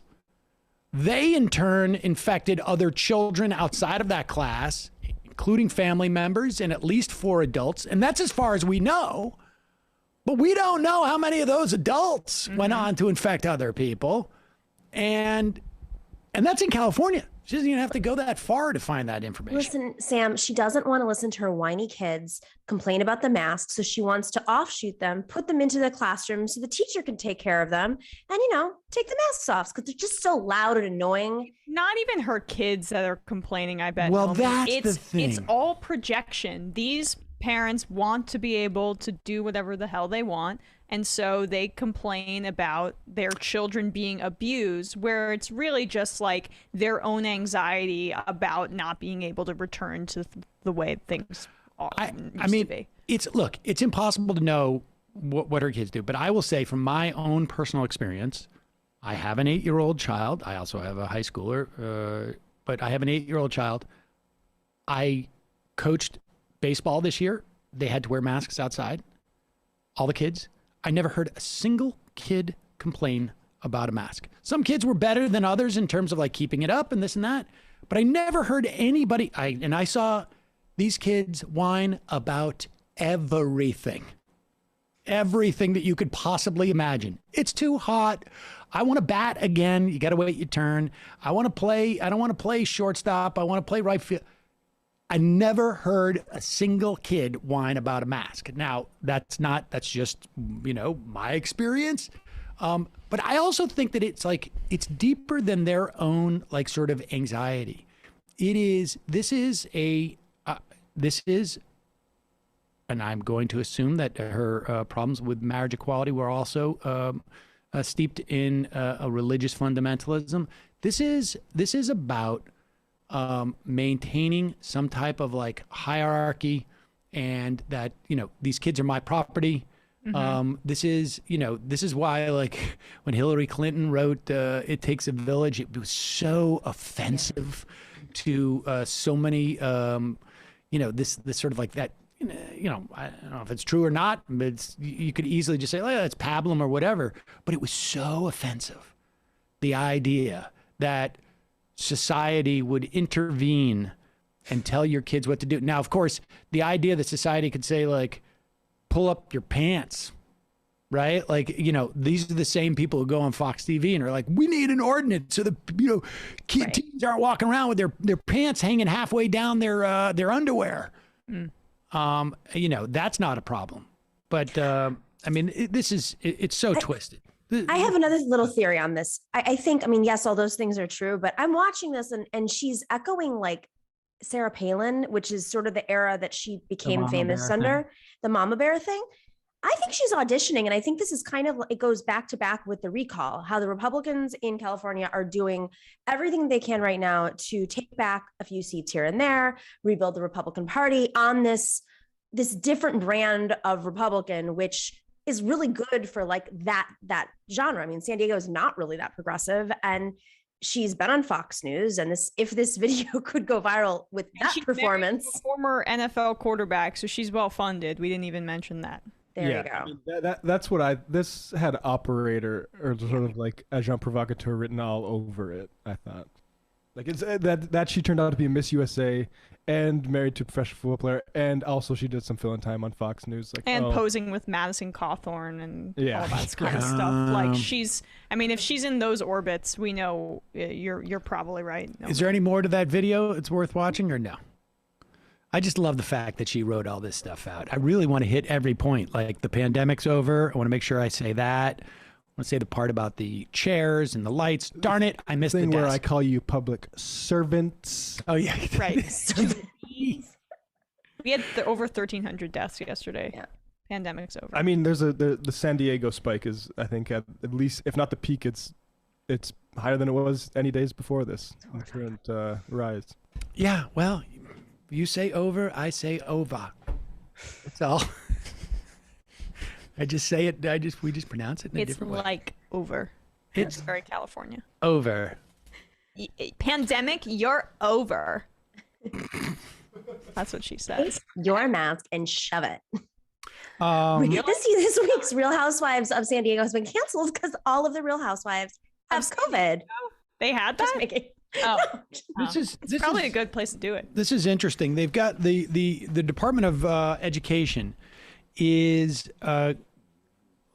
has its own civil rights division, and they look at, like, Title IX violations and American Disability Act violations within the context of schools. The civil rights head of the education department has written to state leaders, education leaders in Iowa, Oklahoma, South Carolina, Tennessee, and Utah, notifying them, this according to the New York Times, that the department's Office for Civil Rights would determine whether the prohibitions, these are anti-mask mandate laws, right? You're not allowed to have, schools are not allowed to have mask mandates. Whether the prohibitions are restricting access for students who are protected under the federal law from discrimination based on their disabilities and are entitled to a free, appropriate public education. In other words, you have students who have, maybe they're immunocompromised. Some students with special needs sometimes are immunocompromised, and you are endangering these kids more if they cannot get vaccinated, and there's not masking that's going on. And there is an obligation of schools to provide education, a free, appropriate public education. This is a very specific term. This is why, if you have a child who has special needs that cannot be addressed by a school, they have to pay to send the kids somewhere where they can get an appropriate education based upon their special needs. If they have Downs, if they have autism, or they are dyslexic, and your school either needs to provide appropriate education dealing with that challenge, or you need to pay for it. And it's a great example of what public policy can do. And this is an interesting way of leveraging that. Yes, now, I they're agree. not, they haven't contacted Florida, Texas, Arkansas, Arizona. I think there's maybe one other state, I'm not sure, because their bans have been held up in court. But these other states, the bans have gone through where they are preventing school districts from allowing the school districts in situations where the school district or the principal says we need a mask mandate. It's sort of it's a legitimate concern in and of itself, but it also has a bank shot effect of protecting teachers and other students, which is good. It's good to see. This is why, aside from all the frustrations that you have in terms of legislation, aside from all of the other issues that we might have with the Biden administration, this is an example of what happens when you get an administration that at least is going to have people come into the government who actually care about doing government things. We're not talking about structural change here. We're just talking about some of the basic things to provide some, modicum of material benefit or protection to people. So the legal argument here is just to make this very clear, is that in these states where they have gone to bat legally, at least and some of them are still going through, the courts in those states, essentially prohibiting the state education from mandatory masks. They're using this aspect of the education law that has to do with discrimination. Essentially, it's a form of discrimination, right? So it's not, put aside the thing about the court cases, because the court cases actually have prevented certain states from imposing the the ban on mask mandates. So in the states where there are bans on mask mandates for school. Got it. It is inhibiting, or the argument from the Civil Rights Division of the Department of Education, the fact that you're not allowing schools to impose a mask mandate, which would protect immunocompromised students who are protected under the probably the ADA or just under U.S. law about providing a free public education that is appropriate, must meet the student where they are. You're inhibiting certain students from getting that from accessing that public education without putting them in physical harm, danger. And so they're putting them on notice that we may bring lawsuits against your school district because of, or I should say your state, because of that. That's what's going on there. Or they may, I'm not sure what their redress is. I just don't understand why. I mean, maybe this is happening, and forgive me if I'm wrong, but why they're just not using general vaccination arguments. I mean, the anti-vax community has been arguing against the Department of Education and these standards for decades. Why don't they just use the pre-existing, rulings on? I'm sure it's gone to the courts about whether or not you have to send your kid to school, because there's plenty of anti-vaxxers out there. And yet it's never gone this far. I know this isn't a vaccine thing. This has to do with masks. It has to do with safety. It has to do with protecting your children. So forcing someone to wear a mask or forcing somebody to take a vaccine to protect the greater, to give everybody the ability to have access to free, safe education. You make an agreement essentially by taking your kid to school that they have to wear a mask because that's mandated, the governor has signed a bill saying that you cannot, I'm not allowing the school districts to have a mask mandate. So that's why the Department of Education is stepping in. That's what's going on here. The and there has been an themselves would issue a mask mandate in many of these instances, but they're not allowed to. Let's go to the IMs here. True North. I did an IM yesterday as I was so upset. Seeing Sam's velveteen rabbit eyes back on the show was worse than being alive on November 4th, 2016. I feel robbed. I am nothing but an empty shell. I'm going to donate to Demi George just so I can feel something again. MSNBC Cedar. You look like you didn't sleep well, Sam. Shirt looking disheveled and unbuttoned. What is it, Casual Friday? I didn't sleep well last night. It's true. And neither did Bradley, and neither did I. Yeah, I don't know what was going on last night. I had a real nightmare. Full nightmare. Full nightmare. Sunset Lake, say bidet. Oh, no. Oh, that's pretty good. Oh, no, Sunset Lake, say bidet. Say bidet. Yeah. That's great. Sam, what is your favorite flavor of liquid IV to use in your Hello Tushy? All right. Pirate Goodman. Pirate Amy Goodman. Sam is back. I thought you made him walk the plank. John Judas, I believe your guess means David Feldman. Oliver Wendell Holmes Slice. Now that police unions are opposing vaccinations, I guess that means, in the words of Rage Against the Machine, some of those that work forces eat the paste that's for horses. Interview ideas. I wonder what you guys think about my piece about MR that I published. My goal with the piece is to get Matt Leck to actually have a discussion with me about the questions in the piece. I wonder how best to reach Matt Leck. Here's the piece. Say peace again. Peace? I don't know. Just lots of peace. Will Matt Leck discuss things with me is the name of the... Well, he needs to read the piece before... The what? I think I responded to part of this on Left Reckoning about like guest selection, stuff like that, but probably not beyond that. I haven't read the piece. It's always snowy in Ottawa. Thank you, Emma, for having Lance on from the Surfs on Friday to talk about the Canadian election. Matt, I haven't been able to check out the Left Reckoning video you did about Activision Blizzard and the larger need to unionize the gaming industry. But have you seen the recent news? Perrine, did Perrine come on to talk about that? Perrine, in fact, recommended the guest. Ah, okay. That we talked to. Because Perrine wrote a piece about that. But have you seen the recent news come to light that AB began a company-wide purge of any harassment or sexual abuse after the state of California investigation began? Also, check out the Nomiki show. You know it's going to be a wild show when Jamie has an argument that gets called neoliberal. The entire show is so passionate and informative. Thank you. Random, welcome to the show. Sam, I'll admit I missed your particular idiosyncrasies, and no one can talk tranches like you do.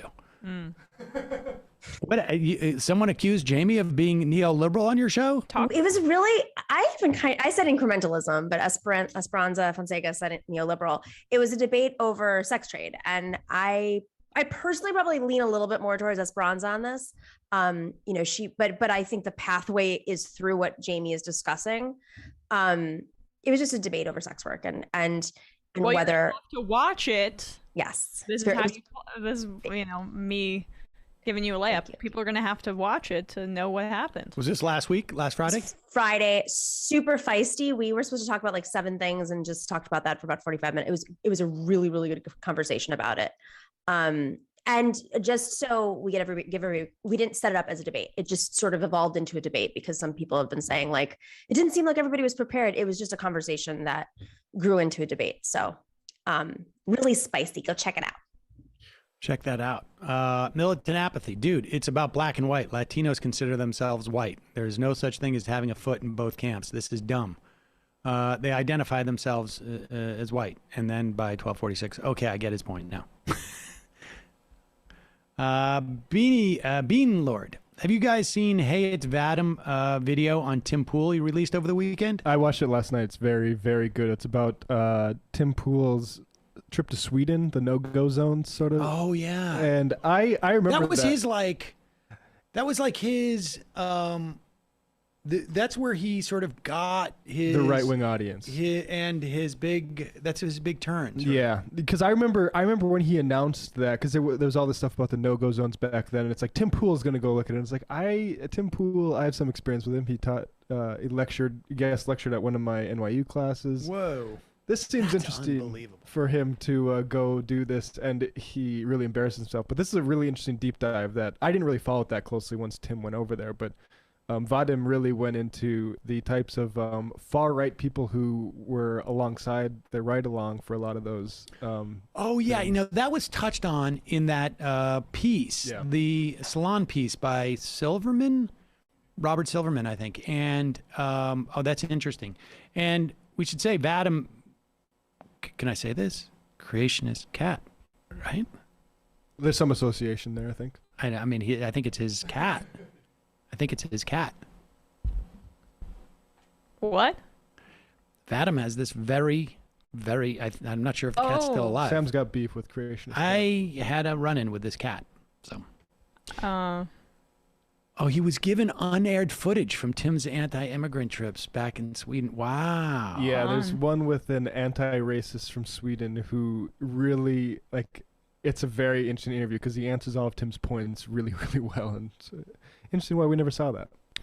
Interesting also, it turns out he was not chased by the cops. He entirely cut out an interview that not only debunked all of his talking points, but informed him that the other major interview he had conducted was with neo-Nazis.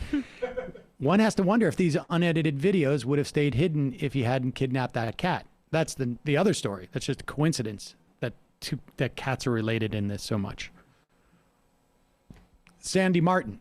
I'm dying with laughter seeing Emma holding back. Sam, any ideas on when you plan on doing the fundraiser for Afghans? I've been going to protests in Hamilton, Ontario for supporting women in Afghanistan and wanting peace in the country. I have mentioned before while you were on vacation that I served in Afghanistan in 2010, so this subject is extremely close to my heart.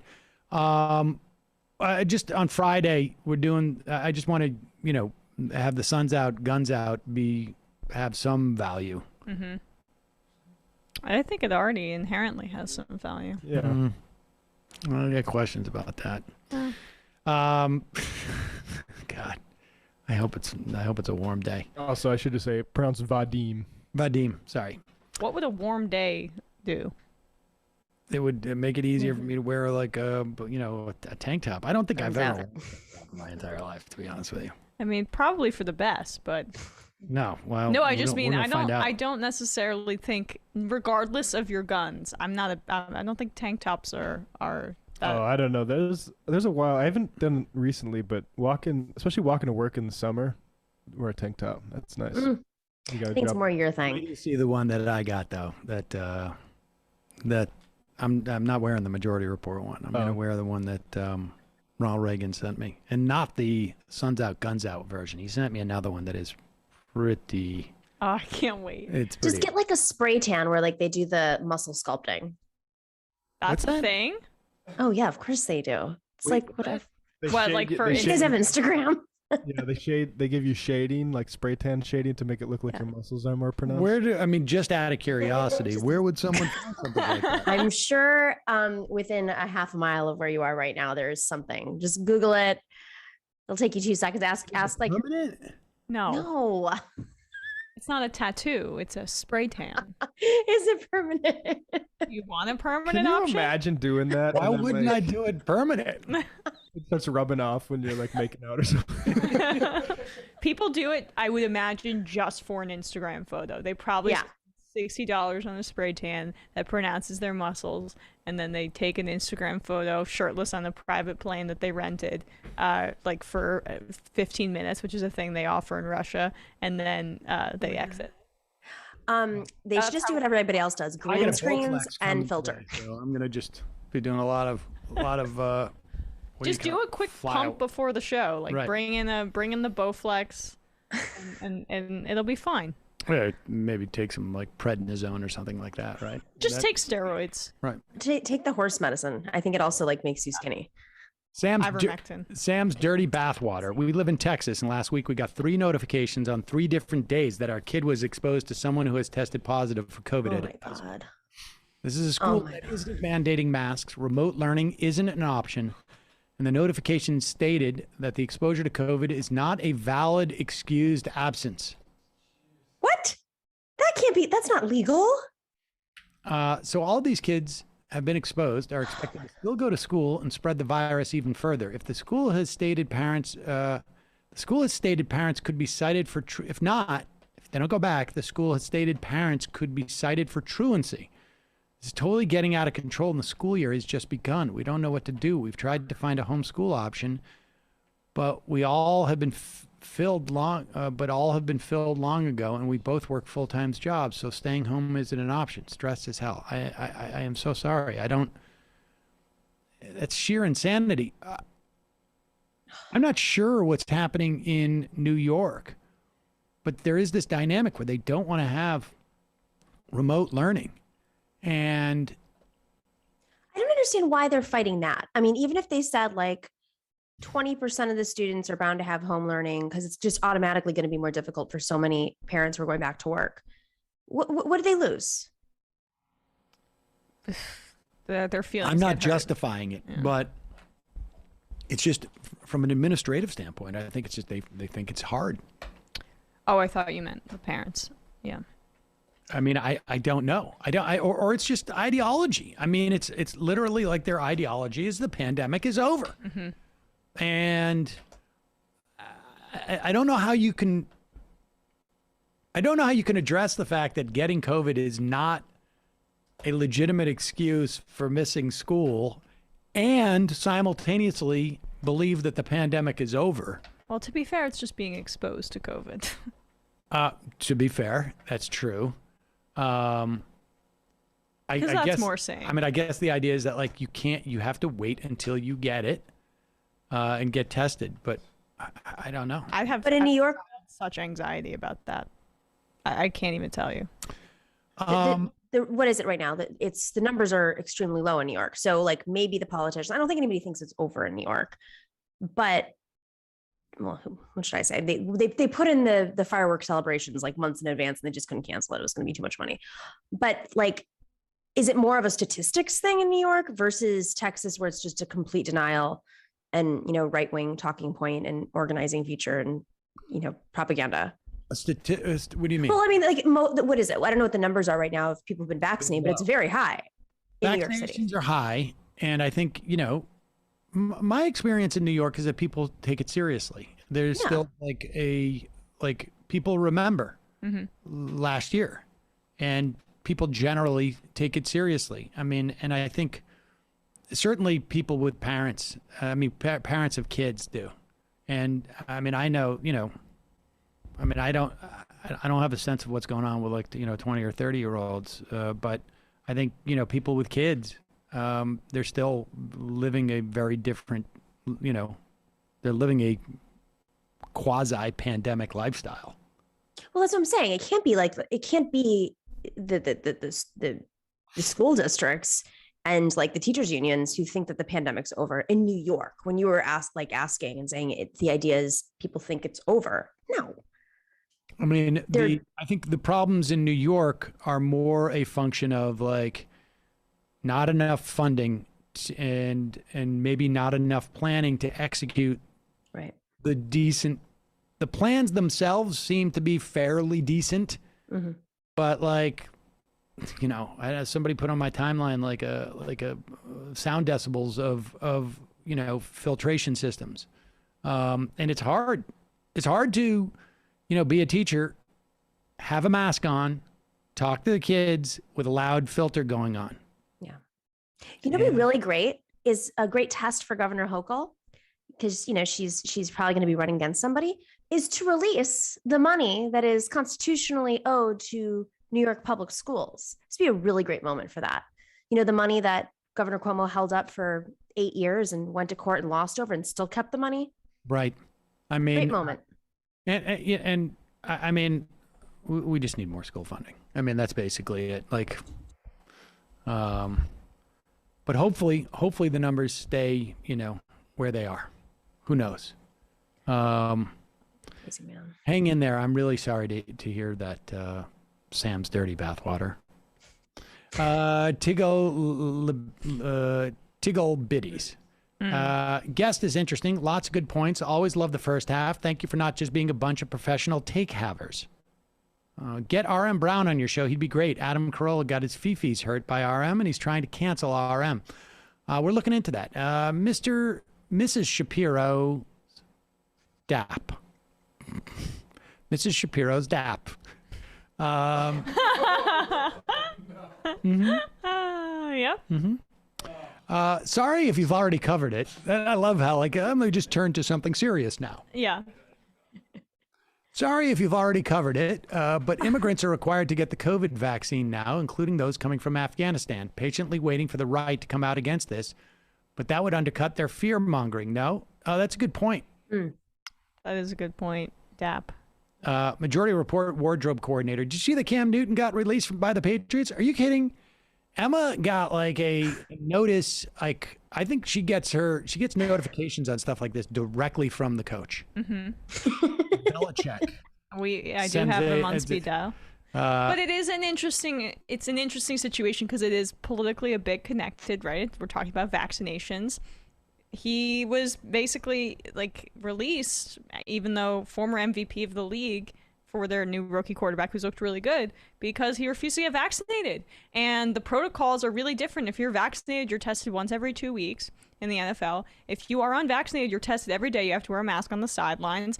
And Cam went to go do something, went out of state, missed one of his tests, and so he had to quarantine for 5 days.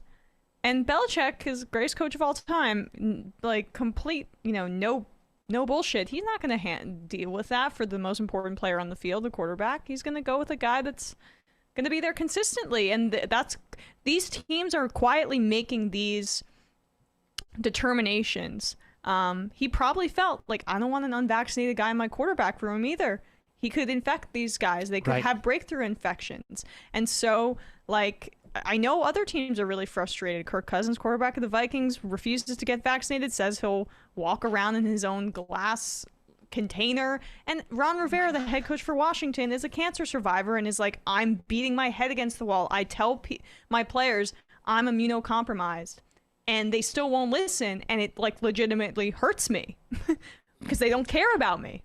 What percentage, like right now?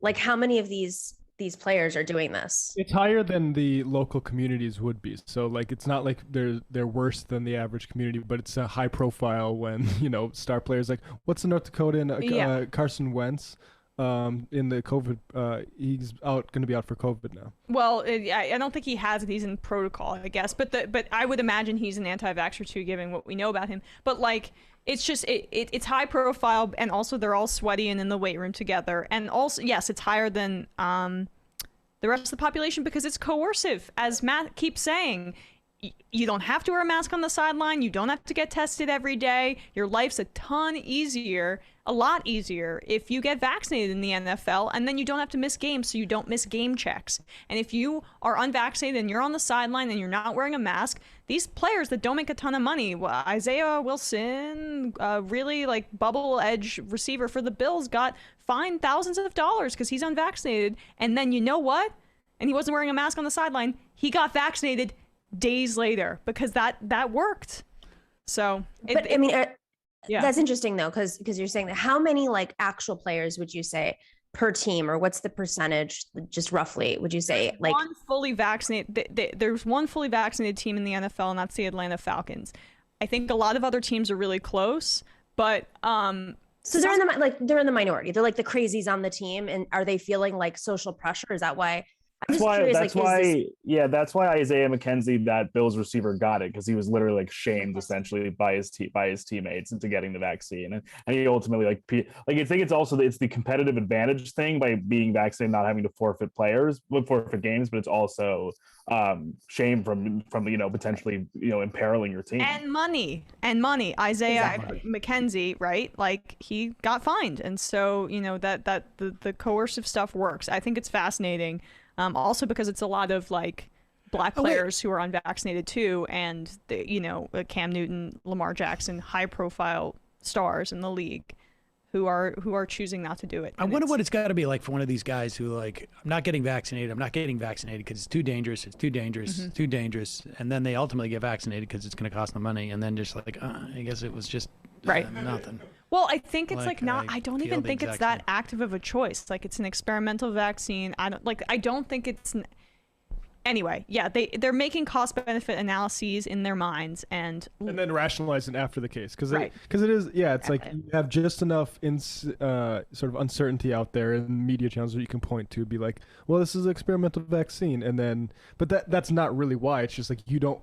But then it affects their day-to-day life. Dude, I'm tired. I don't want to wear a mask on the sideline. It's 90 degrees up here. Like I don't want to do that. I see my friend Stephon Diggs or whoever is not having to go through these things. And so like it is an interesting case study for what we're seeing about vaccine hesitancy in the country. But if they lose their contract, I mean, well, there's a lot of things, but ultimately, like if one resists and tries to become some sort of martyr, there's just the other side of it is you're sending the wrong message to millions and millions of people who actually are in that demo that need to hear that vaccines are real. They're not gonna. Like the thing about the NFL is these careers are so short. They're so short, and the window to make money is so finite that like you don't have time to mess around. Either they're gonna get vaccinated, or they'll just play and they'll get tested every day. If you're like a true believer, like Cole Beasley, the most outspoken anti-vax player in the league, you're gonna get tested every day, and that's the situation. But what do you think the chances are that we're going to get a player who is gonna like maybe not take a knee, but they'll do something else that will become that will be their like. There's going to be an anti-vaxxer version of Kaepernick. There is. His name's Cole Beasley right now. He's publicly going out and making this his stand. And a lot of other teams are saying, don't talk about your vaccination status. It's a distraction for the team, which is true. But he's been very public. And so now you have right-wingers heralding him as the hero. Majority Report wardrobe coordinators, I am. We'll read the entire thing. I think he'll be okay. I heard he's already negotiating a deal with Bishop Sycamore. Now, I saw that on Twitter already. Yeah. So. Wow. Communists. But they will, I just will say quickly, it's also fascinating how they will inject Toradol in their body, which is known to create liver damage, just so they can get back in the game, even if they're in a ton of pain, and yet they won't put a vaccine in their body. Right. One's from the government. That's it, though. And the weird thing, too, is it's like, so much, I mean, just playing football is basically like, I'm a gladiator. I'm going to destroy my body for these, whatever it is, 4 years that I have or whatever it is. And, it's worth it. Like, if that's all their horizon is, we're already a year out for vaccinations for a lot of people. And I don't know what it is that they're afraid of, but White communist. The claims of American race mixing paper over the fact that most assimilation is occurring between so-called Asian/Latinos and white people. America's apartheid separation between so-called white and black people remains the highly electrified third rail of all society. This is why the phrase people of color is nonsensical and papers over the inconvenient truth that the American construct of white people is as sinister a system as the German construct of Aryan people. With the antimatter in America's fraudulent 17th century system of race always remaining those socially constructed as black.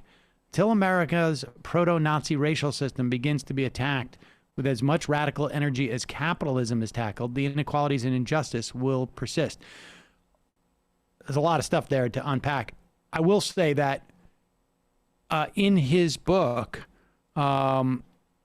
he brings up that dynamic of Asian slash Latinos and white people in terms of he's quite explicit about saying that, like, there's you have Latinos and Asians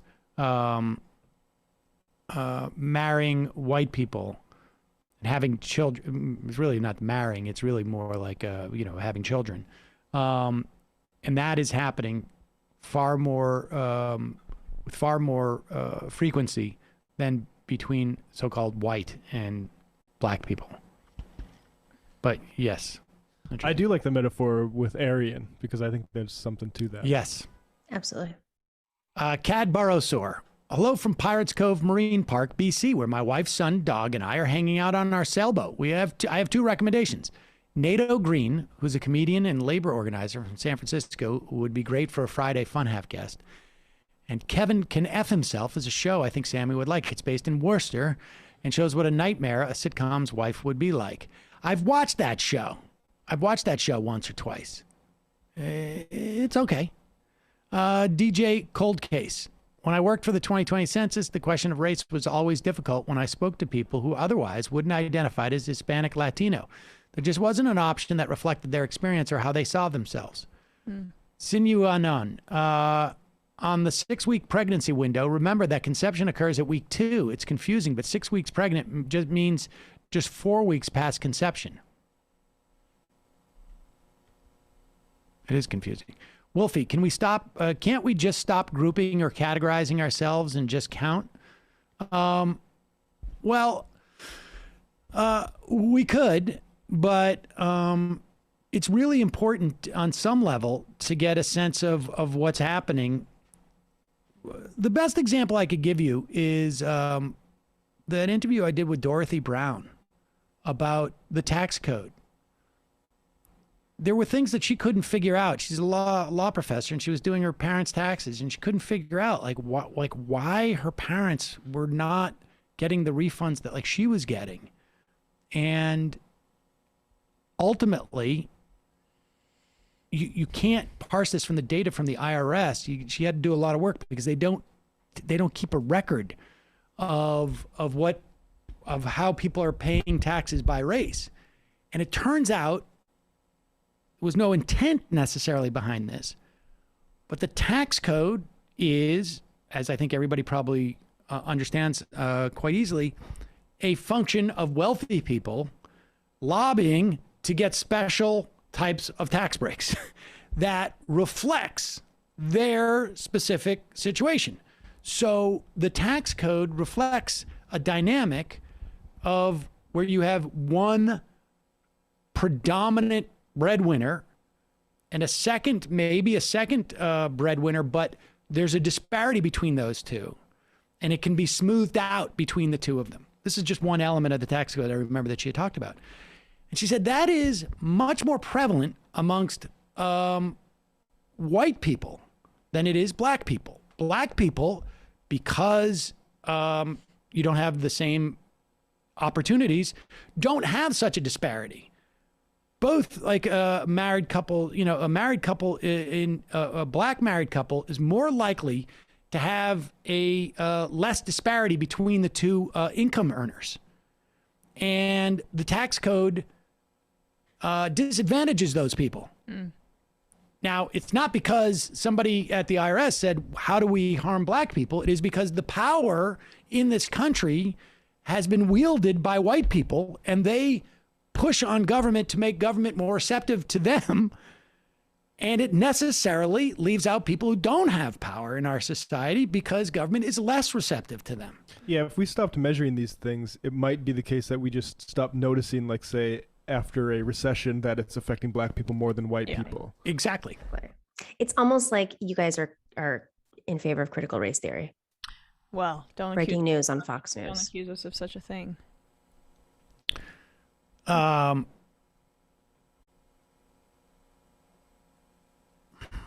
Warren from Toronto. Sam, don't give in to the pressure about suns out, guns out. It's against your leftist values. We need to block out the sun to stop global warming. We need gun control. Keep those sleeves on. You're perfect as you are, Sam. Thank you. But I made a promise. Warren from Toronto also says Jason Whitlock is something else. He posted a recent video saying that because Bill Maher has been anti-woke lately, he might become religious soon. Yeah, what was this Bill Maher thing that happened on God. Friday? I heard it was disgusting and couldn't engage with it on the weekend. I haven't seen it, but the Whitlock is speculating that Maher might become religious. Like, I can't imagine a more boring conversation and thought. Is Oscar Wilde going to convert to Catholicism on the deathbed? Is like interesting.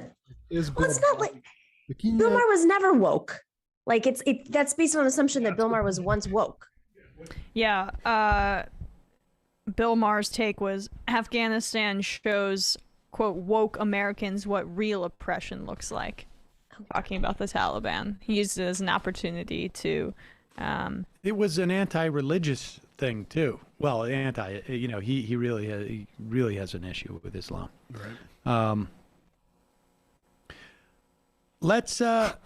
Wait, I'm sorry, just really quick. He said this. We are not the bad guys. Oppression is what we were trying to stop in Afghanistan. Oh, what on earth?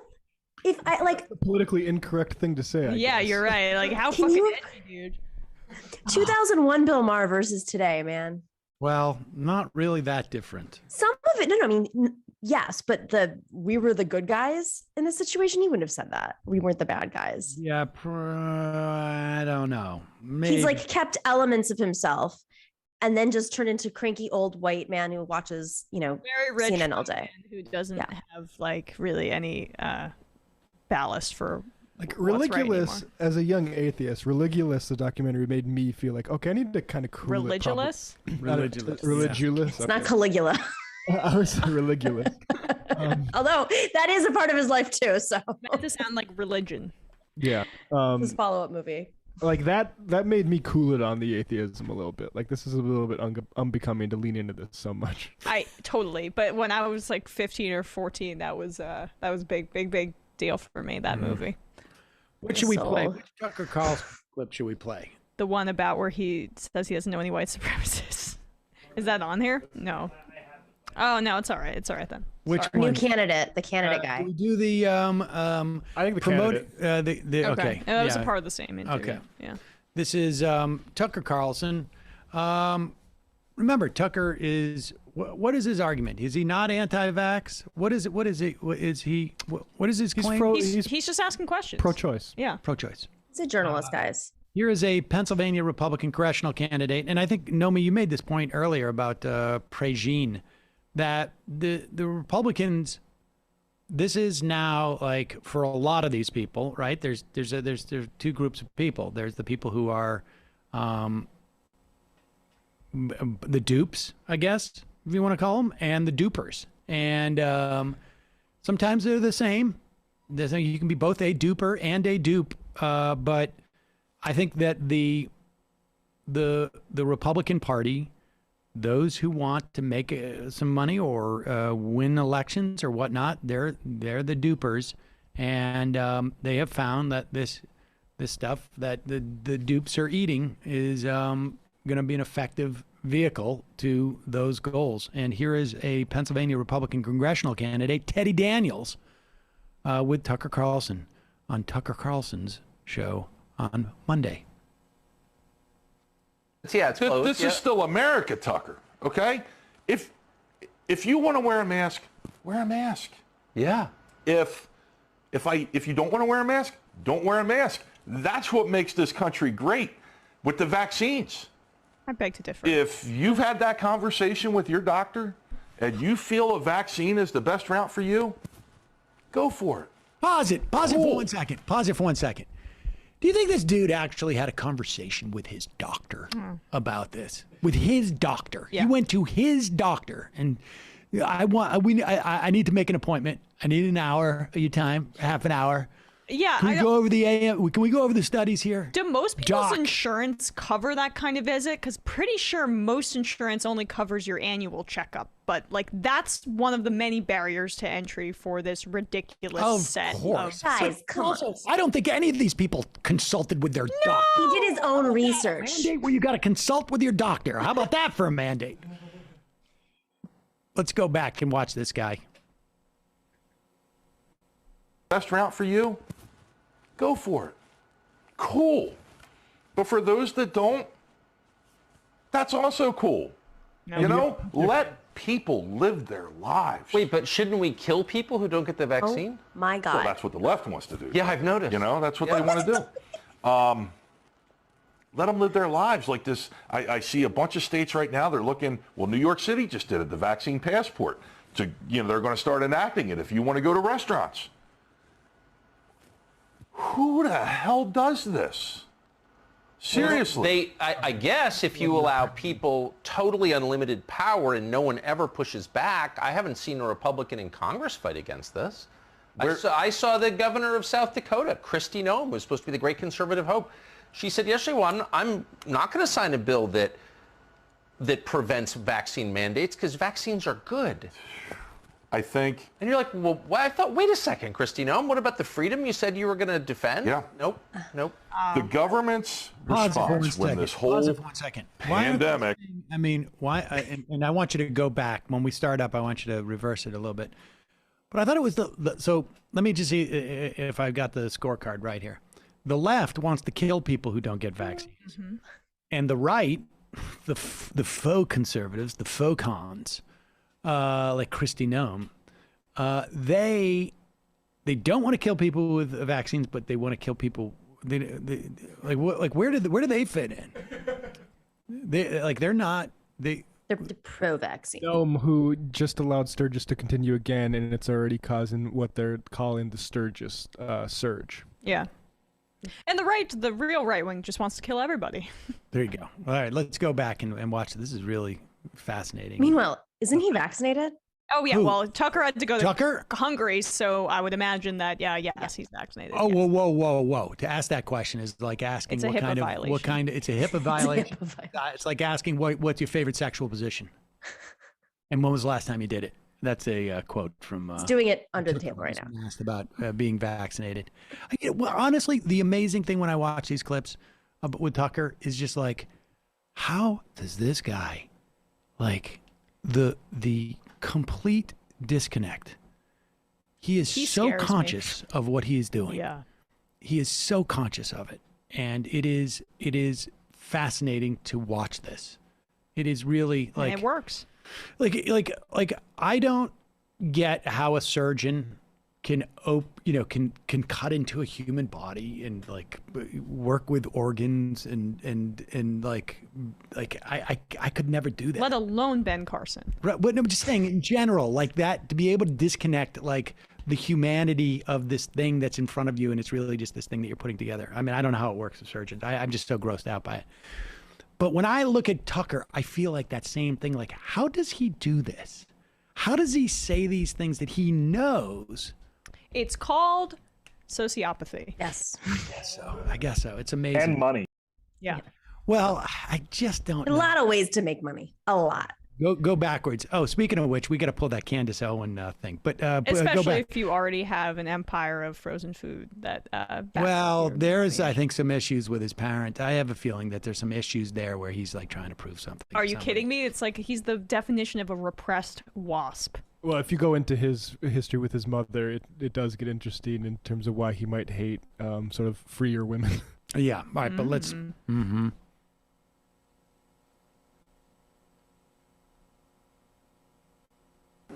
Nope. The government's response when this whole pandemic started should have been this. Now you got to remember, I come from the communist state of Pennsylvania to where they divided people from essential and non-essential employees. Very well. Okay? And this business can stay open, but this one has to close. Right. Do you know how many people lost their businesses, Tucker? Under Trump? What? And I mean, is Pennsylvania really like, is the Communist Party, do they control the state government in Pennsylvania? Yeah, well, no, they have a Democratic governor and a Republican legislature, overwhelmingly so. Yeah. Well, this is what I love about this. This is so dangerous that they had to do Dangerous Tucker Carlson on Fox Nation, which gets like 5 views, but they need to keep them alive and pull them in. Right. I think it gets more views than we would like to think. I think Tucker Carlson's one of the most influential men in America, and it scares me. Well, he goes on his show and then he's like, if you want the real coverage that our advertisers won't let us do on the main station, go check out Fox Nation. Yeah. Where you can get the true indoctrination. That's where he had Charles Murray on too. Oh, and other people, right? Kush writes, the process Professor Alba is discussing is liberal capitalist co-optation of potential radical energy, in my opinion. The assimilation into the U.S., into us, is primarily a symbolic political project that is based upon the necessity or obfuscation of the material conditions of the working class. Social gains are absolutely necessary, but how do you build out a movement that isn't based upon economic emancipation or improving material conditions for people still feeling the ramifications of settler colonial genocide and slavery? I don't know if he's taking a position on that movement per se. I think I don't, that part of like his analysis, I think sort of escaped me a little bit, or maybe it just wasn't there. I'm not 100% sure about that. That's a good question. Right-wing Kowalski from Nebraska. Howdy, super MR crew and sons not out guns holstered, Sam. Anyway, the Nebraska State Fair is underway in my hometown, and we're very lucky. Temperatures have cooled off in the low 80s for a high, making most activities outdoor, with most major event buildings having their doors wide open as running massive fans. There's no doubt this is going to cause a COVID spike in our town, but unlike Sturgis, where a good chunk of the festivities take place in crowded bars, it should not be as big of a spreading event, though, between the fair and the Coming from the Farm show, which is the biggest working farm show in North America, bringing people from around the world. We're going to take a pounding, while the hospitals in Lincoln and Omaha will likely take a pounding now that schools as well as sporting events are firing up. In interesting news, the governor announced that the state will give bonuses to new nurses that come to Nebraska, and they will not be required to be vaccinated for the bonus. Starting to think we're in a death cult. Left is poggers. Yes, well, understandable why one might think that. Britt Stern. Hey, just wanted to ask if I could get a shofar for my boyfriend's birthday today. His name is Justin. We're both huge fans of the show. We listen every day, and a shofar was the only thing he asked for. Also, he started his first job post-law school as a public defender in Idaho. Awesome. I love him, and I'm proud of him. Last thing, as a longtime listener, I want to say thanks to the MR crew for your improvement work and everything you do. We are forever grateful. Left is best. You got it. This is happy birthday, Justin.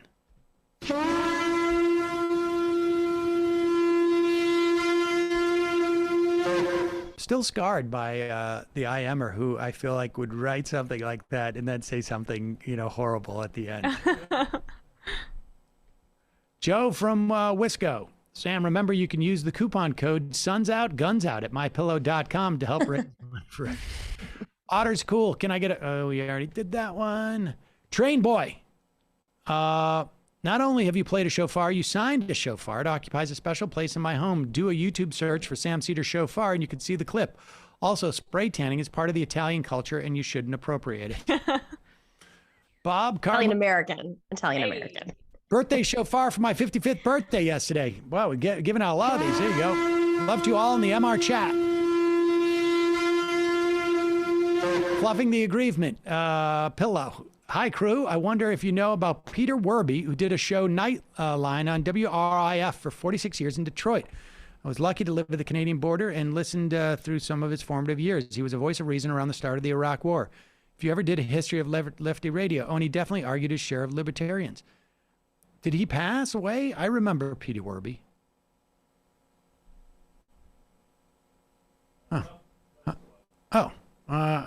If you know about, okay, I see. I thought you said if you knew about. Yes, I mean, I don't know how much I ever listened, but I was aware of him. Sam's sabbatical. Sam, really enjoyed your guest today and the explanation of the census. I'm one of the white people that have always considered just white, or a better way to say it, I am American. However, the past few years, listening to right-wing local radio, they continued to do the ID politics and how important it was for them. I've never thought of labeling myself as Native American in any official way until I saw that type of rhetoric, but also during the George Floyd, I was called out as not a person of color when talking about racial rights. But I say I'm also Native American, and then was again said I'm not black. So especially then, I try and specifically point out what I am on all forms. The census was one of the times that I was most hesitant to do it, but hearing the why and what, plus the right-wing meltdown, proves how important it is for our nation to divide us into groups to maintain this power structure for white majority rule. Not sure I followed all of that, but appreciate the comment. Lefty band teacher. I'm a middle school band teacher in Utah. Outfitting a classroom with a wireless microphone PA system is not expensive and available in every classroom in my school. You'd be surprised at how many teachers are incapable of operating a wireless microphone. I'm not surprised by that. Nerd Cheetah. My back is that an economic interest bringing pressure down upon the local districts to keep kids in school no matter what. I understand contact tracing, but I still don't feel that one teacher can be blamed for infections because she took her mask off. But there are several little spreaders in the rule that could have brought it in from home. Well, I mean, don't know if we're blaming her as much as like looking. I mean, she shouldn't have taken her mask off, but it was more in a way to analyze how this gets spread in classrooms. Yeah, helpful example. And she wasn't named, so. Yeah, I mean, it was. Yeah, I mean. It's important knowledge to have. Sag, I don't have any problem with the sports talk lately, except Emma never talks about real sports. No convos about the meta in Apex. Speculation about the new Valorant map or how the Chinese government's new limit on gaming time for kids could affect player base of league. You know, that's interesting. Chess isn't a sport, neither. Did you hear about that? 3 hours a week. Wow. China has said that children cannot play video games more than 3 hours a week. I mean, I understand the thinking behind it. Wait, did you just hear what I said by accident? I go, that's awesome. Sorry, I just lost everybody. They're not the first Asian country to do that, I don't think. I've heard about that before, but 3 hours a whole week is... that seems like not seems much. Low, yeah. What's interesting, though, is like there's two things that are going to happen. One, they're going to be much better people because of it, I think. Exactly. Like not on their things. But they're also... we are going to dominate the gaming industry in like 20 years from now. But I've been alive. but I have been thinking about like pretending to my kids that such a law is passed in this country. I had a half-hour TV rule growing up, half-hour of TV a day until maybe I was like 9 or 10. And I wasn't allowed to watch any of the cartoons that other kids could watch. Like I could only watch PBS. Saul has a 90-minute throughout the entire day of screen time rule, period. Yeah, it was a little too much. 30 minutes was like not sufficient probably for my age. But I caught up eventually. Then the dam broke. And well, that's the thing. Yeah, you know, right. Like, it's going to go like this. And I think it's also different. The phone use, at least for Mila and Saul, yes. very different things. Right. Sam, do you like when they annoy you though? Do you loosen up around that? Because I think that's what would break me is like I like enough, like no sugar and like yes, you can be on your cell phone for as long as you want because you're annoying. I did that with my first child, and it was a huge mistake. Huge mistake. It's the Fonzie rule. I don't know if you. You know about Fonzie?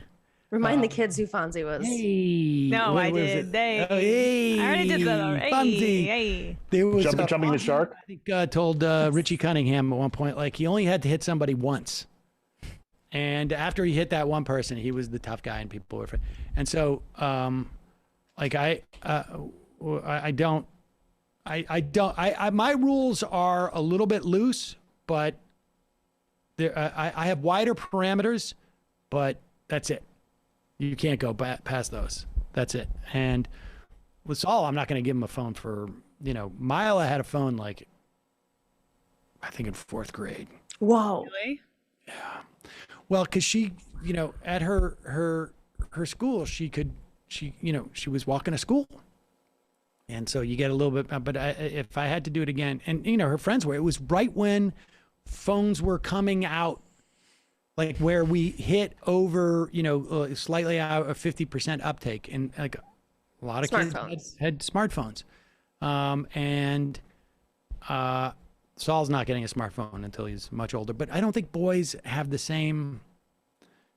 In general, they play video games.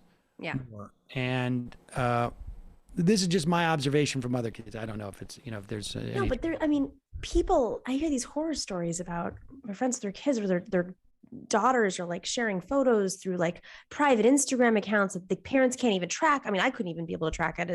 It's so much more complicated than sitting on the phone for 4 hours the way we did when we were 14 years old. I know with the cord around the corner. I know we got to wrap up in a second, but I will say this. The only benefit to allowing my daughter have a phone at an age that in retrospect, I mean, it wasn't two people raising the child at that time, and it wasn't necessarily, I didn't have full control of that situation. But the only benefit, and this was a big benefit, is that at a very young age, she learned a lesson about your ability to protect digital assets. Mm-hmm. So she had like a, maybe it was an Instagram account. I can't remember exactly what it was. And or some other account, whatever it was back in the day, with photos. And she, she had some friends that she would allow. Like it had to be locked, and I had to okay whoever was allowed to see the stuff. But she locked one kid out. But that kid had already copied her pictures and created another account that was actually like an homage to her. He liked her, but it freaked her out. Yeah. And it taught her that like, you don't have control over these things. You think you do, but you don't. Right. Very low stakes way to learn that lesson. And, that stuck with her. The thing that freaks me out just is like, smartphones were just coming out. I got a phone in 6th grade, but it wasn't like, you could barely take photos on it or whatever. Kids just a little bit younger than me. My sister's 3 years younger than me. It's so much more widespread with her. Oh, yeah. And it's just like the body image stuff is scary. Is constantly having yourself photographed and putting that out there. That's what freaks me out the most, especially for young girls. Yep. But not to be too depressing about it. All right, 10 more IMs, then we're out of here. Clown show, Mike. I honestly thought it was going to be frog sounds. Laugh my ass off. I'm not even sure what that means. Pennsatucky Mike, can Emma get a shofar for doing a great job for hosting the show for 7 days? Thank you.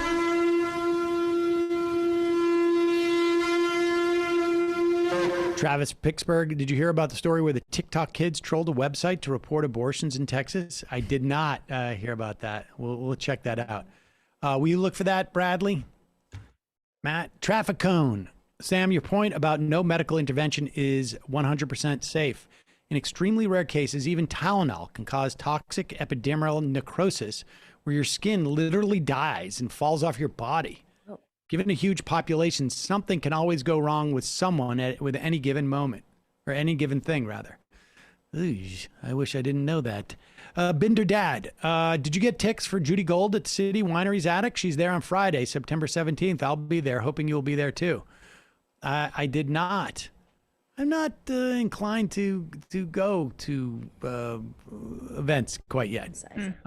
ASIAC, this is about bringing down public education. They couldn't have do it top down with DeVos, and now they're doing it to use the media apparatus to rile up conservatives toward local school boards with CRT and anti-mask rage. Interesting. Yep. Matthew for Philadelphia, employment law, 10 seconds. Sixth Circuit handed down decision limiting employees' ability to bring nationwide collective actions for unpaid minimum wage and overtime claims.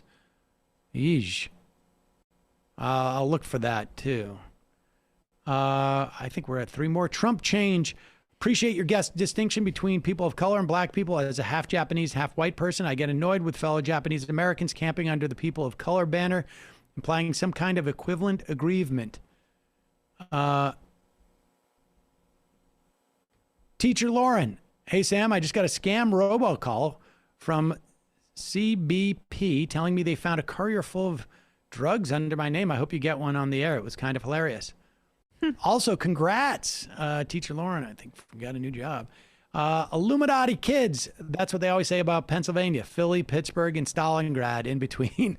And the final I am of the day.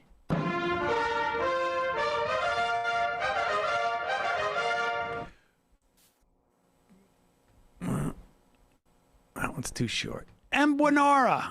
Maybe we can see this as a healthy compromise with movement conservatives. We get a few more years of public education before they get to crush it to dust, but it means they get to negligently kill kids and teachers. Win-win. Bradley, Matt, Emma, Nomi, great job today. Check out Matt's show. Check out Nomi's show. See you guys tomorrow. Bye, guys. It might take all the strength I got to get to where I want, but I know somehow I'm gonna get there.